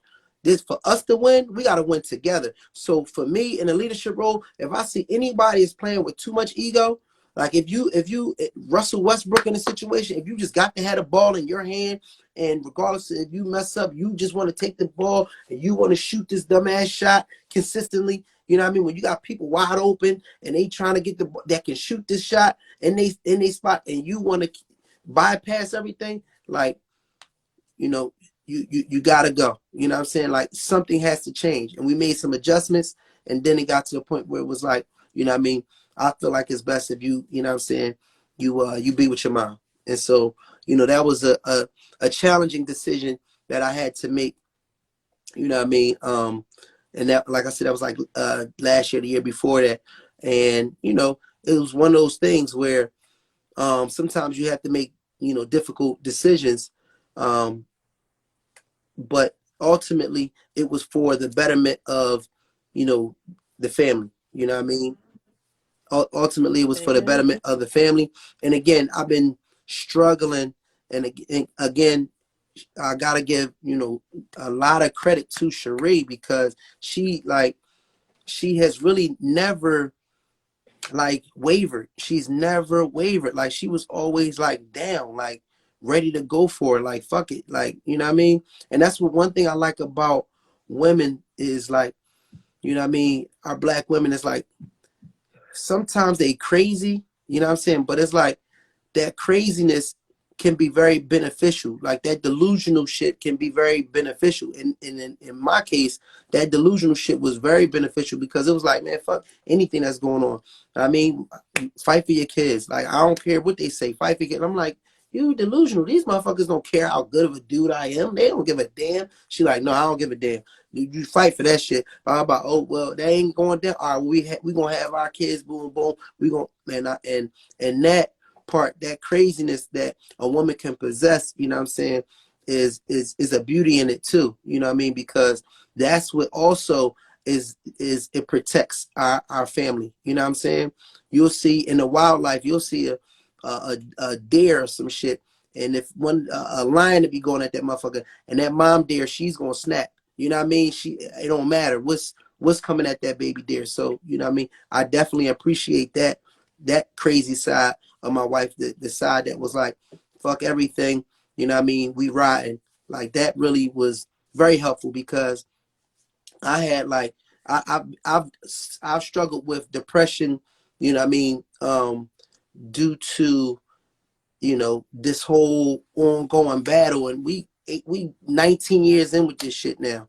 This ongoing battle, you know, custody battle. It's something that's like constantly on my mind, you know what I'm saying, on a daily basis. The fact that, you know, I don't have my kids and things like that. And, you know, like I said, just having that support is very helpful. But to any of my families that are out there that are blended, you know what I mean, and you know everybody's situation is different, but for me, you know what I'm saying, like once it got to be, you know, once it started to like break down my spirit, you know, the back and forth of custody and everything, I really, you know, I had to let it go, you know what I mean, because for me, I had to make the choice. I had to say to myself, like, don't nobody deserve, you don't owe nobody your motherfucking soul. You understand what I'm saying? Like, you can have my heart, you know what I mean? Money, we listen. You need money, I got you, baby. You whatever. You can have, you know what I mean? You can my heart and everything is there, but you're not taking my soul over, you know, over anything. You know, I'm not gonna give my spirit to somebody for them to play with or for them to go back and forth with. And I had to make a decision, you know what I mean? And so even with, you know, telling my daughter to go back home, you know, it hurt. But to me, you know, sometimes you have to sever ties when you have this back and forth shit with people that are just, you know, it was a yo-yo game. It was just a game. You just fucking, you playing kickball with my heart, with my soul. You know what I mean? And I look at it because, you know, to say it was very challenging decision I had to make, even to tell my daughter that she had to go back with her mom. But to me, it's almost like I had to cut off my hand to save my arm. You know what I mean? Like you could catch gangrene from being out in the snow, you know, and you can get frostbite. And they say if you get gangrene, if you don't cut that shit off at the finger or whatever, that should keep on growing and growing, and that should have just start to make everything die. So for me, unfortunately, you know, it's still as painful as it was. I had to cut off, like I said, my hand to save my arm. I wasn't going to allow, you know, toxic, you know what I'm saying, behaviors, you know, to infest the household or even myself. And, you know, that's something that, you know, I continue to kind of, you know, coach myself with, and I understand what I had to do. And, you know, sometimes I live to fight another fight. I definitely, you know, look forward to rehab, you know, kind of like working on it again, you know what I'm saying, with some time in between. Get some time in between and let's try it again, you know what I'm saying, with my kids and whatnot. But that's, you know, that's pretty much, you know, what I had to do to kind of save myself, because I was getting really bitter. It was like a form of depression there. It definitely was a bitterness. And I've seen guys, and the draw strength, the draw for me was, you know what I mean? Like and it just been completely transparent. And I want to share this because if there's anybody going through this, I want you to understand that you're not the only one that has went through it or whatever the case may be. So I want to be very transparent in this statement that I'm about to say now. And I want you guys to take it for what it is. Like once I got to the point where, like I got to a point where I felt like, you know, where I almost rationalized taking my ex's life. You know what I mean? And I was like, yo, that's not you, cuz like you getting in too deep. You know what I mean? Like that this pain and this all this is getting too deep. And it was just as simple. I was like, you know what? The only thing in between me seeing my children is my ex. So if she's not around anymore, then everything will be solved. And at that point I was like, yo, cuz you tripping. Like you tripping. You gotta get yourself back together. You gotta get yourself back on track. And so for me, like I said, I had to detach, you know what I mean, from certain things just so I can, you know, be in the right state, so I can be healthy for my wife, for my children, you know what I'm saying, for myself and things of that nature. But in this whole process of the healthy relationships, or keeping a healthy relationship with a blended family, definitely husband, wife, you know what I mean, or partners, whatever the case may be, y'all definitely have to stay strong and stay bonded. You know, I think that was really something that really saved us when we had that time on quarantine, where you know where we bonded and we got back on track. So that was big time for us. If and also if there's any questions, you know what I'm saying, or anything of that nature, you could tap in. I think it has like the question part that's down there. We did have a couple questions that was in there. I think Tiffany had asked it. It was a couple questions that was it says right is damaging because a whole lot of BS. Yes, man. Yeah. Um, it was a couple questions. Is also in terms of blended families, and it was like stuff like what if one parent is what if one parent oh is there a time where physical reprimand is okay? Like, do y'all think it's okay for a parent, a step parent, to physically reprimand their stepchild? You know what I mean? So that was one of the questions that was on it, and that's a good one. Like, you know what I mean? You know, I don't know if anybody's in that situation, but like, damn, I'm trying to think. Like, you know what I'm saying? It would. Yeah, this shit is hard work. It's always something new to deal with Mhm. when it comes to kids. It is, especially when it's other people. Like if it's not your own biological child, it's always something. But sometimes even with your own biological children, like it's something. It's always going to be something because that's that blended family. Because most relationships, somebody has a child. Like it's not always nobody has no kids. Y'all create y'all family together and y'all just live happily ever after. Like that's just not realistic at all. Nowhere. If you find somebody like with no kids, 9 out of 10 Hmm. these days, you like, what's your problem? What's wrong with you? You know what I mean? It's not even normal anymore. So, everybody goes through like real serious situations with a bonus parent. It's always something or children. Um and it always makes you feel like you have to choose.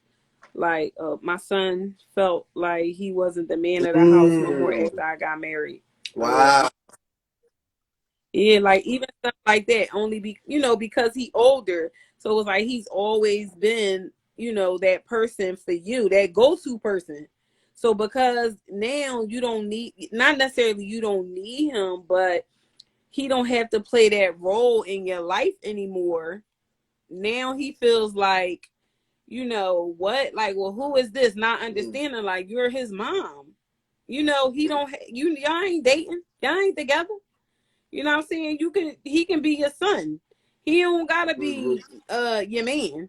You know what I mean? Because sometimes older children feel like they have to take that role when you a single parent, and then when you find somebody, you get into a relationship or you get married. Now it's like, what? Well, who is this guy? You know what I'm saying? Like, or who is this girl? Like, who are they? Not really understanding, like, you're still a child at the end of the day. Like, you don't have no say so over, your parents' relationship. Like, you just have to be a child, through the whole thing, and they don't really be understanding it. So it's like they can get caught up into their own feelings with you and how they feel about you, not understanding, like, this is just my mom. We ain't together. We ain't in no relationship. I'm just here to help her and to support her with, whatever's going on in the moment. You know what I mean? Because stuff changes. It may not necessarily be nothing, but they be in go mode all the time. So that's probably why. But he just gotta understand, like, this is your husband, and he has to respect him to the fullest. He can't disrespect them. Or she trying to join. Hold on. Right. I'm gonna let her on. Nima. Oh, wow. It's Tootie's sister. I just got the yeah.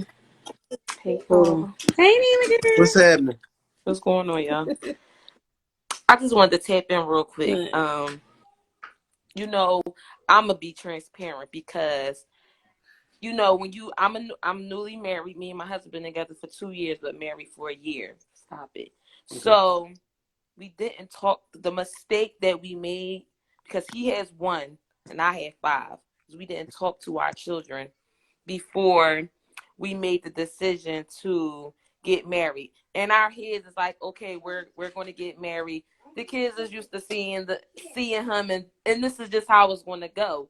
But when my son made that comment, like, and we've already been married for a year already, like, you don't love me no more, like, and I'm like, what? And he like, I'm not the man of the house no more. And I'm like, wow. And I'm like, why do you feel like that? And he's like, because I'm not taking out the trash, and I'm not, like you said, he's not the go-to person where I'm saying, I need you to do this, Mm-mm. or I need you to do Go that. do this. And Go do he that. felt like, oh, Mm-hmm. my husband was taking his Mm-hmm. place. He taking my place. And I'm like, he's not taking your place. And I felt like every mom says, oh, my kids come first, and and I'm like, I'm telling my husband, like, no, this can't be like this. Like, that's my son, and my kids come first, and I'm like, so I'm about to sit here and jeopardize my happiness because my son, who was about Mm-hmm. to transition to a grown adult who's 17, turning 18, is like, he about to soon have his own life and go through the same situation with someone else, with a woman, period, whether it's in a marriage or, boyfriend and girlfriend. It's not hard. It's hard to find somebody who doesn't have children. So it was like, what do I do? So I said, what, going forward, with my husband, we're going to have these uncomfortable conversations with our children, because we also had to have it, with his daughter who's 17, and she felt the same way, like, this woman coming into my life, and it was just me and my dad for so long, and now she's taking my place. Who she thinks she is? And me personally, I'm like, I don't know who she is, but I'm the queen of this castle, and don't nothing move without me. So, I had to explain to her mom, Right. like, listen, I'm not trying to separate anything, but I've had a blended family before you even came along. My two oldest kids, me and their stepmom, is like, we co-parent better than you know, anything else. I go to her before I go to him. Like, listen, this is what they need, blase, blase, blase, and she's on point. I need you to drop her off to the hairdresser. Whatever it is that they need to do, we're doing it. But, I think we so jump fast into these relationships and marriages that we don't understand that the kids definitely have an opinion as well. Isolate the Yeah. Can you hear me? honestly, some to isolate the person, children, or children.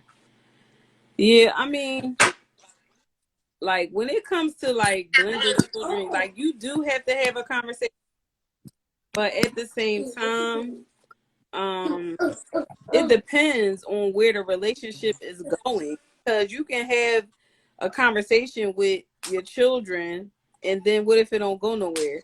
So it's like, now if it do go somewhere or whatever the situation is, I mean, by that point, the children already are introduced in the overall relationship before y'all got married. So again, I mean, that'd be their own interpersonal issue that they got because of previous situations. Um, I get it. It's not all people are children friendly. Yeah, most children are not people friendly. Like they not people persons. Like they not friendly like all like that. They be having their own inner things that we don't understand. So it's like they get into this mindset like this is my mom, or I can do whatever I want to do, or they start tripping all of a sudden when they was chilling. Now they trying to get attention from you because now you're settling down and you found somebody you really care about. And they may look at it like, all right, well, this is a past thing. I seen my mom or my dad get into a relationship with somebody and it don't work. But it's like at the end of the day, children don't really understand that they have to be supportive of you and what's going on with you at the time, and not let their little feelings and emotions get the best of them. Like they gotta be like, all right, all Yeah, right, but he here or she here. I'm gonna I'ma just go add with the to it flow. too. Like, They they don't know how to just go with the flow like we do. Like we've been can you there, hear me? we've been their age. And I think a lot of times with children too, they don't understand that. They don't understand Can that you hear we've me been on here, Sheree? 17 before. Our moms or dads had boyfriends and girlfriends, Can you hear me on here? huh? Oh, okay. All right. Just Yeah. They don't understand like we know like what it's like for our parents to be in a relationship with somebody else. So they'll look at us like we tripping, we on some other stuff, or whatever, and not really understanding like we know. So, but you don't have to yeah, act but that way. They don't know this what I that. will Like this say. generation, I'm I gonna add to don't that know. too. Like it's a process. You know what I'm saying? So everybody has to be like patient because everybody's transitioning. Everybody's role is changing. You know what I'm saying? So your son, he was 17 for however many years. Yes, he was pretty much the man of the house. So you know what I mean? Like for him, it's definitely a transition. I was in the household with my mom as the only child. You know what I'm saying? And I would definitely feel some type of way if I felt like somebody was getting too close to my mom. You know what I'm saying? Like I felt like they had to prove something to me. You know what I'm saying? For me to really like relinquish that whole, oh, you know what I'm saying? I respect him and I feel like he earned that position as being the man of the house. You know what I mean? So for me, it was definitely like a thing where, you know what I mean, that respect had to be earned to a certain degree. Like and like the conversation with your son, like let him know, like I mean, that's the beauty in your relationship. You know what I'm saying? With this mother and son relationship is that I know you always have my back. You know what I mean? So at the end of the day, you know what I mean, if I need you to play a certain role for our household and our family, I know you'll play that. And now you don't have to play that role, you know what I mean? And I know you're always going to have my back. Now, like it made it easier for me when my mom like found somebody that her dating with them had went to the next level.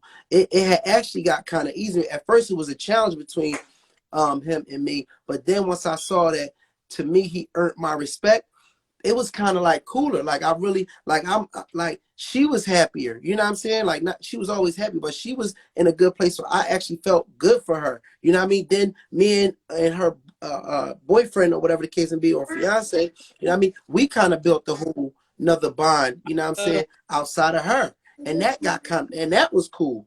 So I think that Jamal, oh somebody else trying to yeah, come let him on. in. But yeah, JP. I think that, once those uncomfortable, one thing I like about what you said is we're gonna have to start having more of those uncomfortable conversations. And that's like Hey, really gonna help it. I'm not getting Hey, on. JP. Hold on, I can't get on here because I'm not appropriate Or for the you can screen. take your you can Just to take turn your video off. Yeah. turn I your took camera it off. off. I can't. I don't want to talk yet. I'm gonna listen, and then I'm gonna say some things to y'all. Uh Uh, yeah, no, so oh, go so ahead, Jamal. like I said, just from my experience, you know what I'm saying, having a mother that was dating, but then found somebody that she was taking serious and they went to the next level.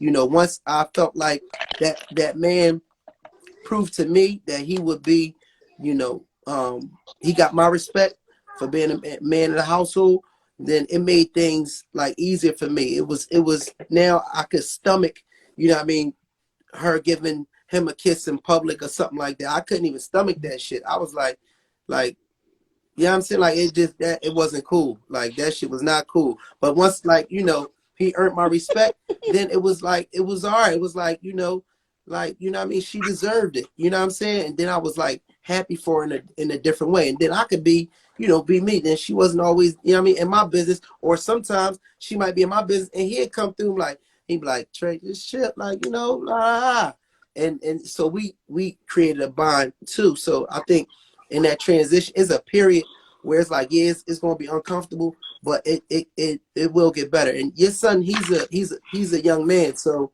we tend to be less like we do have emotions, don't get me wrong, but we tend to be to be able to kind of like move forward off the emotion and like really be able to deal with the reality over time. So I think y'all gonna be good, and you taking a thorough approach. You already took accountability for the fact that y'all didn't really introduce the kids the proper way. So that's just something that you're going to work on. And then you already said that y'all down for having the uncomfortable conversations. And that's going to, what I'm saying, help to move you in a better direction. So you already taking the right steps. You know what I mean? I mean, I think too, like for girls, I think it might be a little bit different because I mean, my mom has dated other men, and my whole thing was, hey, I got some new sneakers on my little stepdad. He can be my stepdad for now. I'm rolling with it. I never really felt no type of way because I knew my dad loved me. I knew who my dad was. I knew this man wasn't my dad.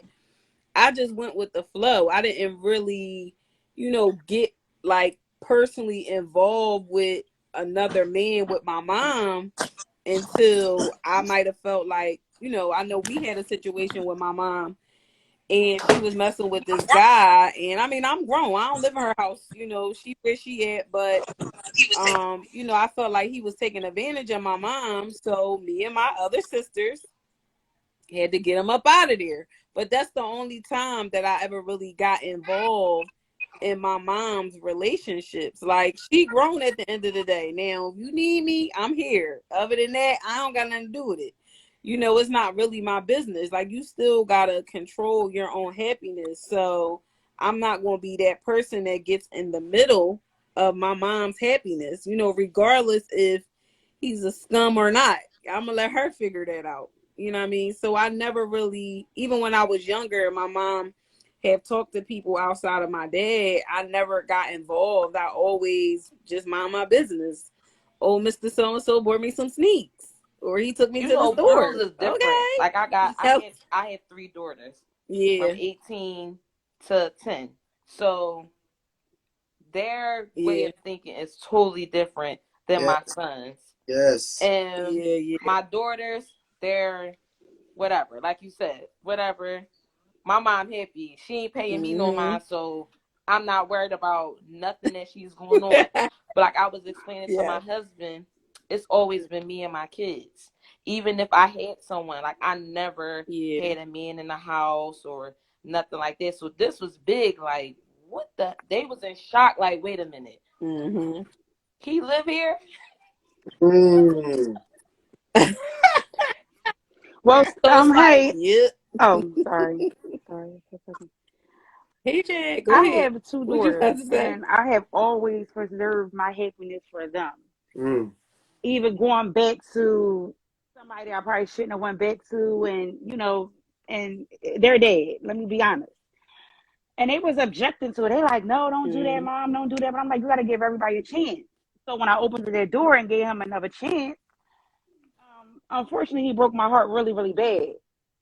It was something that just abruptly happened. I mean, I kind of seen it coming, but I didn't think it's coming. We going on dates, we chilling, we having fun, all kinds of stuff or whatever. And then he just broke my heart. So my daughters, I feel like they have no trust in me now as their mom, even when it comes down to me dating, because it's like, I seen this coming, mom.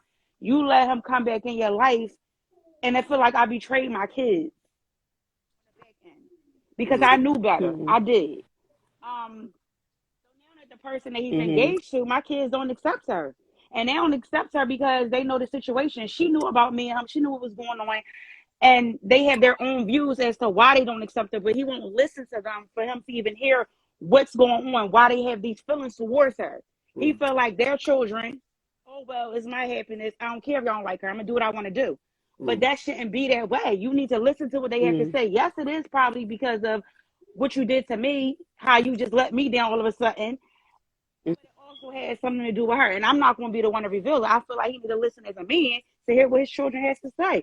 Same thing go for me. If I was dealing with somebody, I need to listen to my children because they have voices. Mm. Sometimes kids can see Mm-hmm. things, and Mr. John or Miss Emily may do something that may be a little off, and you might not catch it as parents. So when your child brings something to you, you need to be all open ears, like, wait, huh? Not, oh, that didn't happen. Because that's how it was when we was growing up. If I tell you Mr. George looked at me with the googly eyes, you like, no, he didn't. Yes, he did. Mm. Right. That's deep, because somebody else said in Yeah. here, they was like, do you listen to your kids or your mate?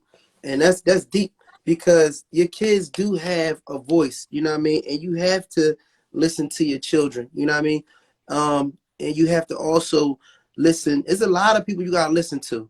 And first I want to say, like, you didn't betray your kids. That's A. You know what I mean? At the end of the day, um, when it comes to this, when it comes to life, you know, we all living and learning. You know what I mean? I commend you for putting yourself back out there and not closing up and saying, I'm not going to give a second shot at love or whatever the case may be. You got to live life, because you could be living with regrets if you didn't give that a shot. And at the end of the day, your children have to understand that, you know what I'm saying, life is not about being perfect. It's about living. So they're going to live, they're going to make mistakes, they're going to have challenges, you know what I mean, things of that nature. And it's not going to determine, you know what I mean, it's not going to determine who they are as a person, you know what I mean? And it's not a mistake. You went into it with the right heart, the right intentions, you know what I mean? And life happened, you know what I mean? So people will people will feel like they can. This one thing I don't allow people to do. I don't really I don't allow people to feel like they have a position to, you know what I mean, judge my situation. You know what I'm saying? Like, I'm not gonna give you a ballot to vote on some shit that I do. You're not even getting a ballot. So sometimes with our kids, we can't have them even thinking, you know what I'm saying, that they get an option to tell us, you know what I mean, well, you're not making, you know what I mean, this decision, or you're not doing this right or wrong, whatever the case may be. So, you know, I think that always, you know, we, with our children, we bring, like, they like they're our kids, but sometimes we get relationships, they be like our best friends. But sometimes Mm-hmm. we gotta have them boundaries. Like, you know what I mean? Listen, I'm running this household. You came out my whole motherfucking ass. You know what I'm saying? I pay for this. I hold shit down. Don't ever question my decision making. You know what I'm saying? We got this far Right. because of my decision making. Don't ever do that. But that's one thing we're not gonna do. You know what I mean? We could talk about, you know what I mean, city girls or some old, you know what I mean, love and hip hop, but we ain't gonna discuss my love life, my relationship making, and my decision making. So that has to be understood. You know what I mean? And on his end, he's going to have to say the same thing. He's going to have to listen to his children, you know what I mean? And then also say, listen, when it comes to the relationship thing, you know what I mean? That's between your mother and I, you know what I mean? That doesn't have anything to do with y'all. And I can make mistakes. I can be, you know, be great, make good decisions, but y'all don't get the position to judge based on that. We your parents, and at the end of the day, we're here to support y'all to be the best y'all can be. You know what I mean? And if there's other adults that get involved, and they have to know, because tomorrow you can go out there and meet Mr. Right. You know what I'm saying? At the end of the day, you can go out there and meet Mr. Right, and you know what I mean? They're going to have to respect his wishes. They might say, because this is what kids will do too. We'll get real possessive. With my mom, I was the only child, and she granted my wish. But my only one wish from her was to not have no more kids, because I wanted it to be all about me. And she gave me that. But kids can be very possessive. Sometimes they can just want it to be about you. it could be Mr. Right that comes and walks in the door, and they gonna be like, we don't like him. It's just he ain't got the right vibes. And you're like, damn, like, you know what I'm saying? And but sometimes kids' vibes be correct. I'm Yeah, but sorry. what I'm saying is, Sometimes they vibes be correct, and sometimes you I got some agree. kids that's just like, oh no, I don't want my mom or dad with nobody else. I want them with my mom. My Right. mom and dad. My dad broke up when I probably was like 2 years old. I never Mm-hmm. really got to see my dad because his wife was like, no, I don't want you around her mom, and because she Mm-hmm. think there's something going on between them. And she was honest with me as an adult and told me this stuff. So I'm like, wow. So this stuff that I was hearing as a child was true. Mm-hmm. So, but it affected me as an adult or whatever. And my dad missed a lot of my years. He missed graduations and everything because his spouse didn't want him around. Mm-hmm. Hey, I don't know. I'm not that kind of female. Yeah. Listen, we going to thug this out together. It is what it is. But anyway, my stepdad, I didn't agree upon him because how he was. He was mean. I just felt like my mom was putting up with too much out of him. And I'm like, damn, like why? Like I see what kind of person you are. Why you gotta put up with so much from him? Why you gotta use you? Mm-hmm. And that's my But you big gotta mouth saying also that to remember her. that that was your mom. That's your mom's choice. Their That choices was that my they're that was made my that voice they to say to her though. I voiced my opinion like I think he using you. right, but that Yeah, didn't so why probably you do gotta do that? nothing but bring tension in your mom and your stepdad. Actually, it I didn't. You know can what she relate did? because She did it. She picked him over us my all the mom time. married my stepdad when I was 15, Mm-hmm. and we ain't like it. I beat him up, everything. Mm-hmm. Couldn't stand him. I just felt like he wasn't right for my mom, or what I thought wasn't right.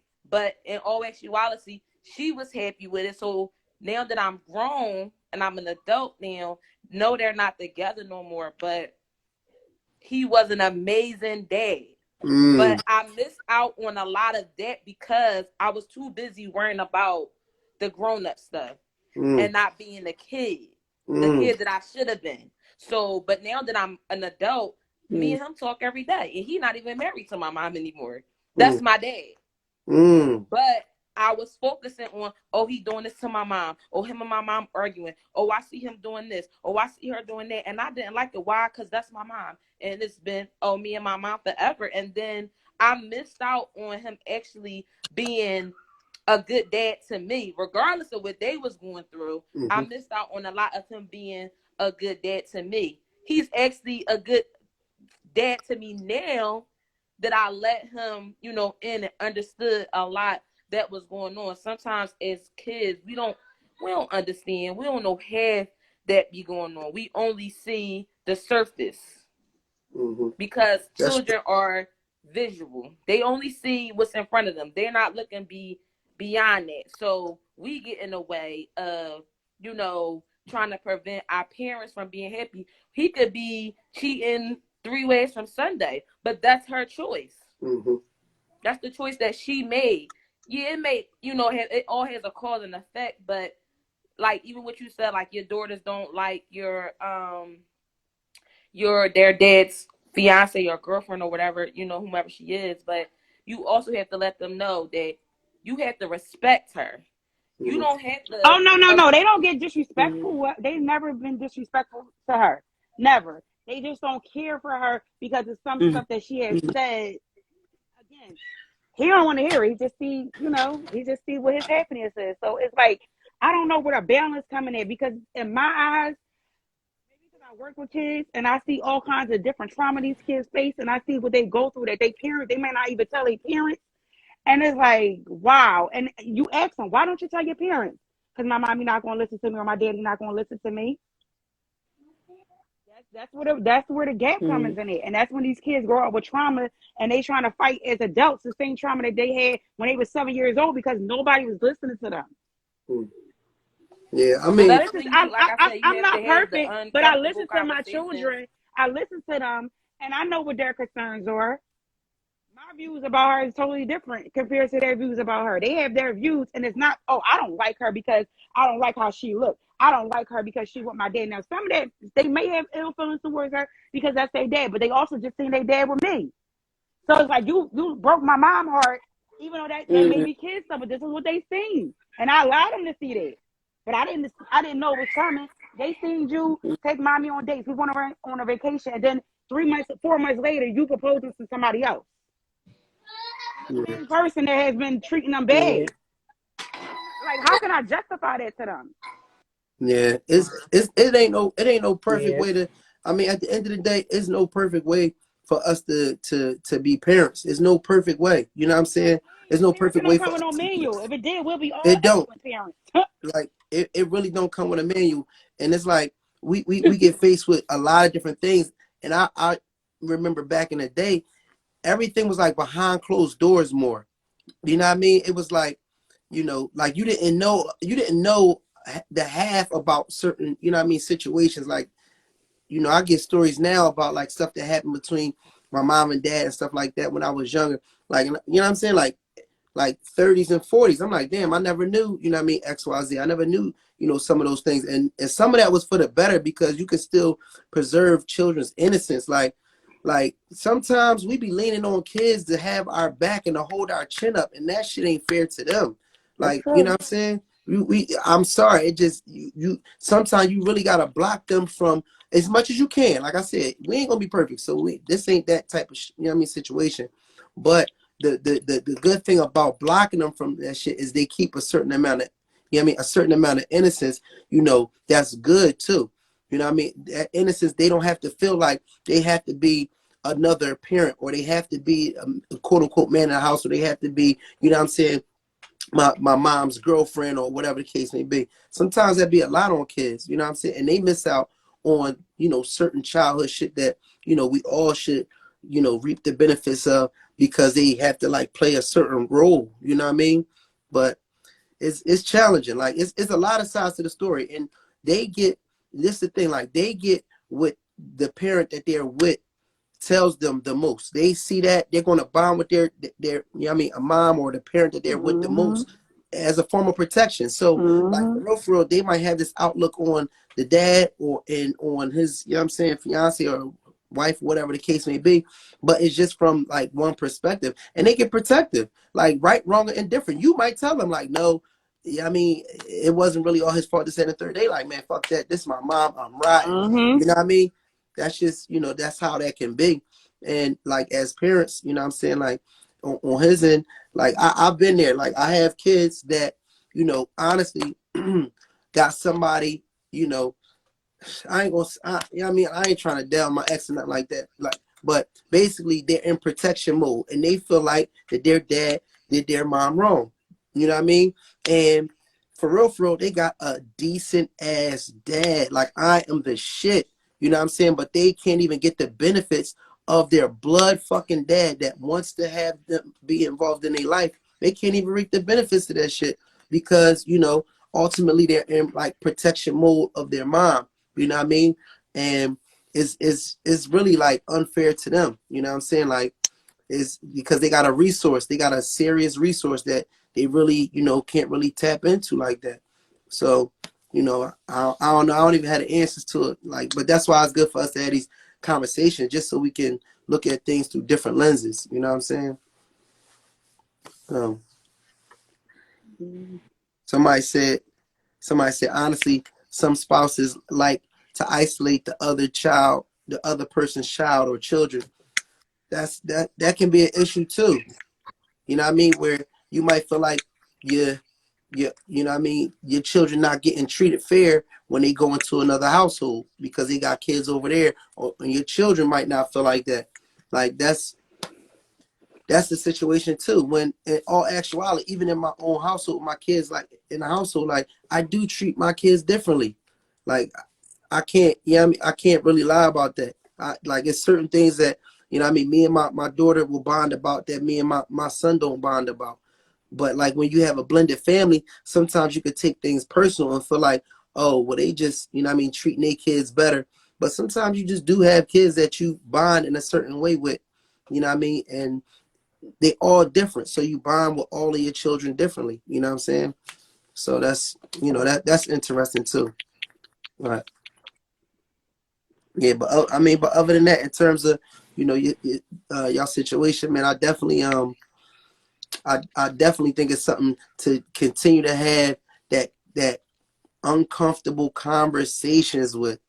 Like you're gonna have to talk to your daughters, you know what I mean? Y'all gonna have to have those uncomfortable conversations because What if they might be missing out on, you know what I'm saying, a good dad or a good situation. They stepmom might even be all right. You know what I mean? We don't, you know what I mean? We don't know. She might even be okay, you know, and it's not to take anything away from how dynamic they actual mom is or nothing like that. In fact, what it does, it actually shows how thorough you are when, you know what I mean, when families can work together. When you see like a blended family work together, like you like, damn, that's thorough.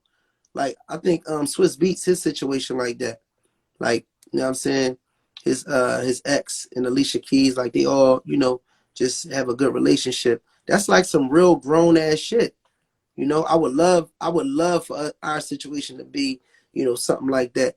You know what I mean? I don't really see it happening, no, you know what I'm saying? I don't know no time soon, but you know, it's just some grown shit. You know what I mean? I think like sometimes we really just gotta step it up. You know what I mean? For ourselves and for the kids. You know, however we could do that. So yeah, how you feel, Sheree?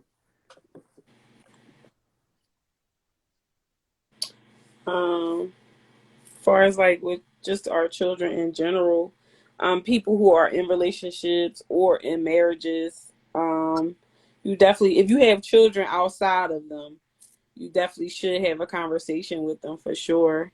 To the best of your ability. I mean, you don't owe them nothing, but you owe them at least a little conversation like, hey, you know, this is the situation. This is so and so. I just want you to, you know, respect them, you know, and, you know, because they're adults at the end of the day, regardless of if you don't like them. You know, the most easiest way to get somebody respect is how you doing. You ain't even got to hang out with them. You ain't got to do nothing with them. You don't got to do nothing. That's just the most easiest respect. It don't cost nothing. It don't do anything. It's just the how you doing. You don't even, you know what I mean? You can just keep it just that simple. Because sometimes if you don't check certain things, it can get ugly and it can cause friction within your relationship or your marriage. Because instead of you trying to get your child to understand, like that is an adult at the end of the day. Forget the stepdad, forget the stepmom, forget all the girlfriend, the boyfriend, forget all of that. Let's just go back to the basics. That is an adult. And me as your parent, I don't teach you Good point. to be Good point. disrespectful to no adult. Period. Like hello, if they speak to you, how you doing? Keep it pushing. You don't got to give off no negative energy. You don't have to give no attitude. You ain't got to do all that. That's how this problems, you know, start being created and causing like problems within the situation because children's got to take the extra mile and be disrespectful. And it's like, what? Why? You know what I mean? Like it can't. Like you just. That's just so easy to just tell your child, listen, even if they don't like whoever, how you doing? That's it. Keep it, mind your business. You 16, 17, 15, however old you are, like just stay in your lane. Long as nobody's crossing no path, nobody's being disrespectful to each other and they respecting boundaries. That's all that matter at the end of the day. It's going you'll come the child gonna come around eventually. Because it's like after a while they're gonna get tired of just being like, hey, how you doing? And watching that bonus parent or person, boyfriend, girlfriend, you know, enjoying the other children and all that. It's like, listen, I'm trying to respect your wishes. I'm trying to respect the boundary. You know what I mean? I don't want to disrespect you and, you know, all this other stuff will make you feel uncomfortable. So it's like, eventually they're going to come around, you know. So it's just easier for us as parents to just say, listen, remember that that is an adult. That, you know what I'm saying? That's not your peer. That's an adult. You know what I mean? At the end of the day, and that's the most important because that's the part that the children get confused. They think, you know, oh, they disrespecting me. You know, you're like, what? You're 13. What are you talking about? Like disrespect. Like we got to get back to the basics of what an adult is, what role they play, and what the child role that they play. Because when we get caught up into our own feelings, thinking like, "Oh, what happened? Oh, what he say? Or what she say?" You be like, "Oh, wait." You know what I mean? You got to pull yourself back as an adult and say, "Hold on, Yeah. this is my child I'm talking to, and she's talking or he's talking to me about Mm-hmm. another adult." It's like, hold up. before I even entertain this in any way, shape, or form, let me pause this conversation with the child, because you really shouldn't even be having this conversation with no child about another adult being disrespectful to them. You go into it with, okay, let me talk to the dad or the mom and see what's going on. Let me get a better understanding on what's going on in the situation. And then once I hear what's going on, and then I'm gonna come back to the child and say, listen, you know what I'm saying? I don't know what's going on. It don't even matter. All I know is that's an But look, adult, I'm gonna add and this you are to a that real child. quick though, Sheree. Like, that's a good point that you were saying. At the base, at the foundation of it, right? And we talking about blended families for anybody that's just coming on. We talking about blended families. And in particular, one of the things we discussing is, how much do you listen to your children when they're telling you about a step parent or whatever the case may be? So some of that's the dialogue that we having right now.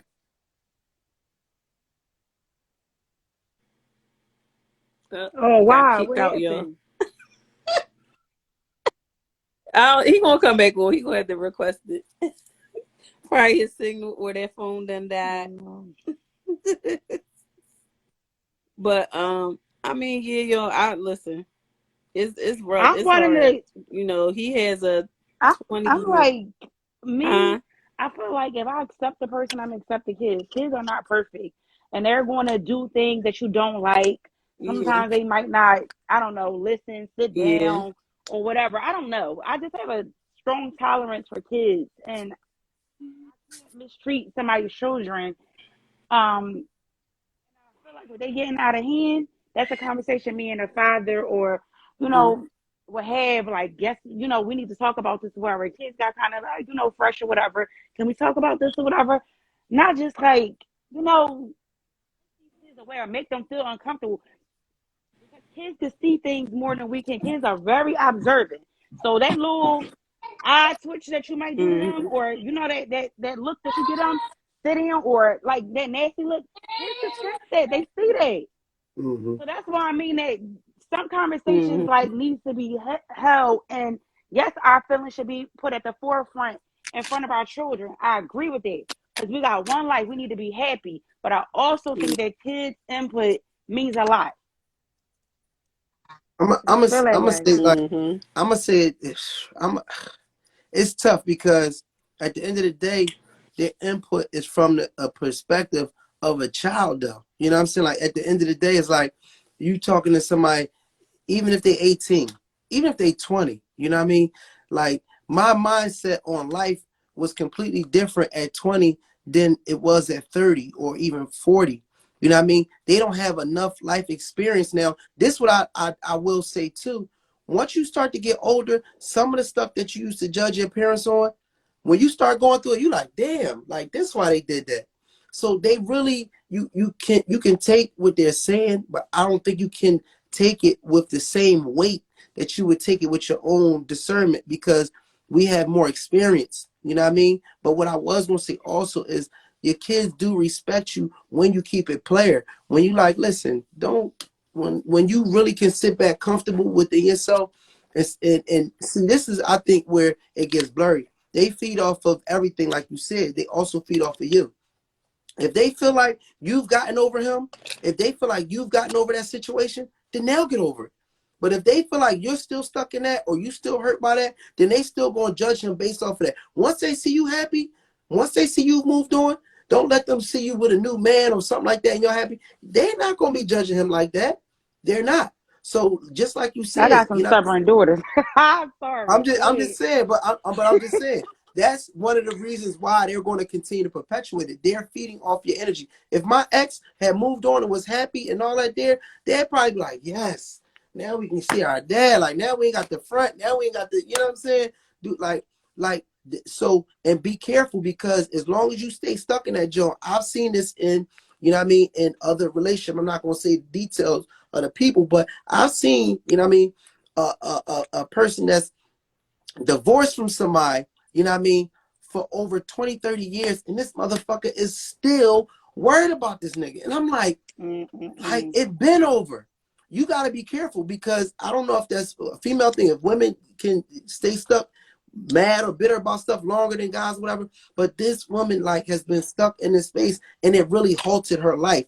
Because I'm gonna tell you, Why though? What would make her still stuck? Like, what kind of trauma happened in that relationship that she still will be stuck? I mean, stuck because some trauma, you just, no matter how much you try to shake, therapy, prayer, this, that, it still hurts. So you could try to get over it, like pain, like grieving. You can't say a day to get over grieving. When you go through a bad relationship, that's a form of grieving. yeah, but you still have to, you have to save yourself. Like I said, with my kids, you know what I'm saying? Ain't nobody been through more grieving. You know what I'm saying? I've been through a lot of grieving. And what I had to learn to do was put myself in the best position, you know what I'm saying, to be happy. Because if I didn't do that, I wouldn't be in a happy relationship. Well, marriage with, I mean, with Sheree. I wouldn't even be happy with myself. I was in depression. I was beating myself up. I was thinking of dumb shit. I was like, I was about to be with some super goofy shit if I didn't pull back myself and say, nigga, like slap yourself out of it, cuz. Like, get over it. You have to move forward. Like, at the end of the day, I understand everything you said, but you're gonna have to put your big girl pants on and say, I got to move the fuck on. Bottom line, I'm telling you, because you're halting your own life, you blocking your own blessings, and you doing this, and your children are feeding off of that. They're feeding off of that. As soon as you get yourself together, you ain't tripping off of it. Whatever happened, and you move forward. And I know it takes time and all that. Listen, it ain't. Nobody said life was gonna be easy. I mean, but once you get on and you move forward and all that, you're going to see them start to blossom. They're going to start to get their blessings. They're going to start to, you know what I'm saying, respect their dad in a certain type of way, look at them differently, look at you differently. They're going to even move differently because of how you move it. They're going to know that, hey, we are super resilient. It's in our blood. Our mom went through something traumatic, and look, she done rose up like a phoenix from out the ashes. She shook the fucking ashes off, and she got wings that's even bigger than they ever was. I can do that in my life. So when they go through a heartbreak, which they will, because ain't nobody, none of us is above getting our heart broke. It's just going to happen. When they go through that heartbreak, which they will, they're going to sit back and they're going to remember. They're going to be like, you know what? My mom she was a motherfucker. She went through XYZ, and she still got herself together. She still rose up out the fire, and she still made sure that her happiness was a priority in her life, and she wasn't going to let nobody be in control of that. And that's what you got to do. You right now, you in position to change your life and your children's life. Right now, you got it's up to you. And guess what? You can fucking do it. You can do it. I promise you that. I done been there. I done been stressed, depressed. You know what I mean? All of I done been all of that. And I had to say, in certain time, like I said, I had to damn near cut my hand off so I could save my motherfucking arm. You know what I mean? I walk around with a nub, fuck it. You know what I'm saying? But so that's what you can't use no excuses at it. All of this revolves around you. You know what I mean, being able to move on, and it's going to take a second, it's going to take time, whatever like that, but you got to do it. You got to do it. It's going to save everybody. You're going to save everybody once you you know what I mean, get this up off you and you move forward. That's my you know what I mean, prediction on, you know what I mean, this situation based off of what you were saying and based off of my own experiences. You know what I mean? I respect it. Yeah. And we all learn it. We all learn it. That's why, like, But this I got joint is. semi-adult children, and no Mm-hmm. matter how much I, try to change the narrative with them, they like, listen, we done been through this with you. I feel how I feel. Mm-hmm. So, No, but they I gonna feed off. mean, They gonna no, feed off how you move. actually, I don't know. I've been trying to. I've always been the kind of reserved person. Listen, I'll be like, listen, I don't feel like playing no games. Maybe my tolerance level for men is just slim because I be like, I ain't playing no games with nobody. I don't feel like it. Ain't me. If you But want to at go the play, age, like I got adult. My oldest, my daughter's in college. My son, they're adults. At 17 to Mm-hmm. 18, 20, they're adults. They know Mm-hmm. how to think for themselves. They know how to move for themselves. They got really the tools to survive in life. So I have some smaller ones, but I think about it like you gotta realize it because they're gonna be happy regardless. They want Mm-hmm. you to be sad. So are you going to continue to be sad and like oh, Mm-hmm. I'm not going to jump out there, or are you going, like he said, are you going to put your happiness on the line and be miserable because of the way your children, feel? Now I get what you're saying, like, when it comes to your kids, because as moms, we like, our kids come first, but we come first as well. We can't stop being. We sometimes have to put the parent to the side and still be an adult, and still be and take how is it take ourselves away from our children. Like, we could still be moms and still have a life. You have a life. Mm-hmm. I was in a relationship for 5 years, abusive relationship, but it was up to me to say, you know what, I'm not going to allow that relationship to hinder what I got right now. If you want to be happy, be happy. Your kids don't like it, oh well, because they gonna continue to not like it, and you gonna be sitting there miserable because your kids don't like Mr. Charlie because he ain't buy them something that they wanted. That's foolishness. Now come on, that Mm-hmm. part. No, first of all, my spouse ain't. They're not obligated to do nothing for you. I'm not even obligated to do nothing for you as an adult. So let's just get that clear. And I got boundaries when it comes down to stuff. Yeah, Ain't but happening. that's how Oh well, childish kids listen. can be, though. Like, they just for those type of reasons, like, kids can be childish like that and say like, oh, well, cause you ain't do so and so, or oh, he looked at me funny, or just making up dumb stuff to justify their own behavior on trying to ruin your happiness a little bit, because they know that you got their back 100%, and at the end of the day, they come before anybody. So not understanding that you just trying to find happiness for you. So instead of them just being supportive of what's going on, regardless if they like it or not, what I mean, they just do all types of stuff, make up all types of stories, and say that the person did this and did that, and cause all types of friction within your happiness. And then it takes you off focus of, like, knowing like this person is a good person, but your child is going to make you look at them funny because this is your child. You want to listen to them first, and they know that. So that's like a sign of weakness for them. Yes. Like, oh, I can just say he Mm-hmm. did so and Mm-hmm. so, or she did so and so, and or they gonna go off. My mom and Mm-hmm. dad, they gonna go off. I just know. I know, like, kids know that they play on those type of emotions, and then we get caught up into it because it's like, what, and then we ready to attack, not even thinking like, holy, let me think about this first and get more information. Sometimes we just react Yes. when it comes to our kids and not really think like, yo, let me find out what's going on first. Like, we all had those type of situations. Stuff at school happened. Somebody done said something to your kid. You child, it could be a 10-year Mm-hmm. old. You don't even care. You just getting it because it's my kid. You know what I mean? So it's like, we just had to think about those type of things. We got to think before we act when it comes to relationships and other people, when it's our children, because that's our weakness, and they know it, and they know how to use Mm-hmm. that And I'm very gonna say well. too, two things. I want to commend you for, for getting married. You know what I mean? And just satisfying your happiness, because what happened is too, we gotta be careful with our kids that be, like Cherie said, playing with our emotions and all that, because they know we gonna ride. You gotta be careful, because they gonna fuck around and get into a relationship and get married, and they gonna be up out their house.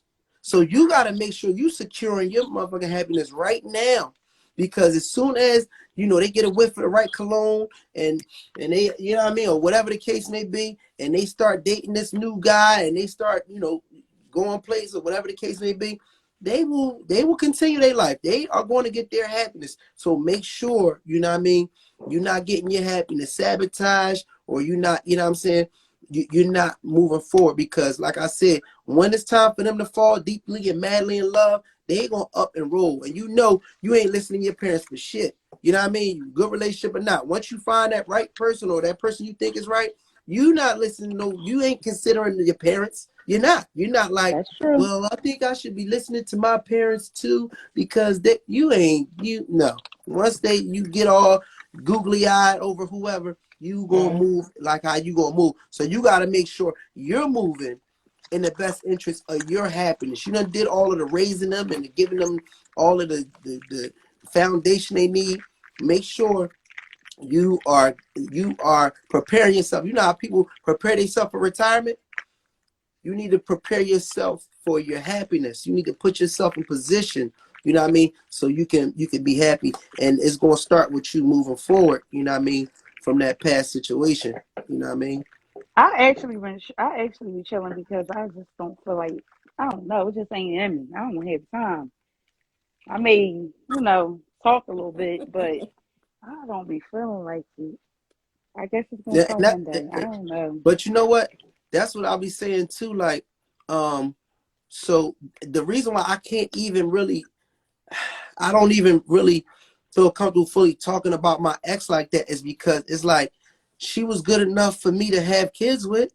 You know what I'm saying? Like but That's see, the true. thing about it is she was the right person for me at that time. You know what Hmm. I mean? And I just, continue to grow. You know what I'm saying? So what I'm saying to say is, okay, whoever you attracted at that time was perfect for you at that time. You know what I mean? But this is a time for you to go back in the cocoon and grow. So it might be a time, like you said, I ain't got time. And that's cool. That might be because you need time to get to know yourself.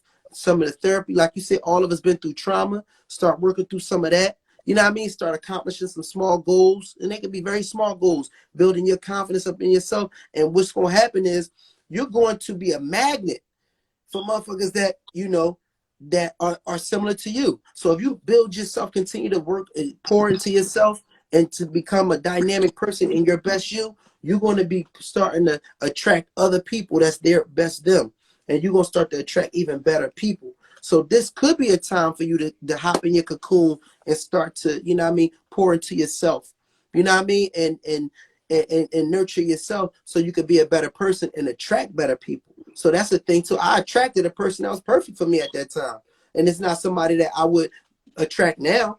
Now that she would probably be intimidated by the type of person that I am now or by some of the goals or things that I got going on. So, that's a part of this whole thing too. A lot of times we so quick to just attach to somebody, but don't attach too quick. Wait till you build yourself up, you know what I mean, to be your best you. So now you can attach to somebody that's their best them. And ain't nothing better than two people that's at their best, you know what I mean, that come together. You know what I mean? So this is a perfect time. This is a great time for you to, Right. you know what I mean, go into and get into you. You know what I mean? Yeah, that's true. Yeah. Yeah. Get into yourself. You know what I mean? Be your best you. Regroup and get back Huh? on. I said regroup and That's get back it. on the field, Jack. Yeah. Play ball. All right, what we You looking trouble, like this Sheree. time, Sheree? You said what? Oh man. Oh, I was saying What you Oh yeah, we we we about the um we rabbit. get ready All right, so y'all got it. yeah. Listen, we're gonna need y'all help. First of all, I appreciate y'all for hopping on because both of y'all situations is definitely something that can help, our viewers, people that's, chiming in, that's tuning in and watching us. Like, it take a lot for us to share some of our personal, situations, you know what I mean? So like I really do respect and appreciate that because it's helping us and it's helping other people. You know what I mean? So I definitely appreciate that.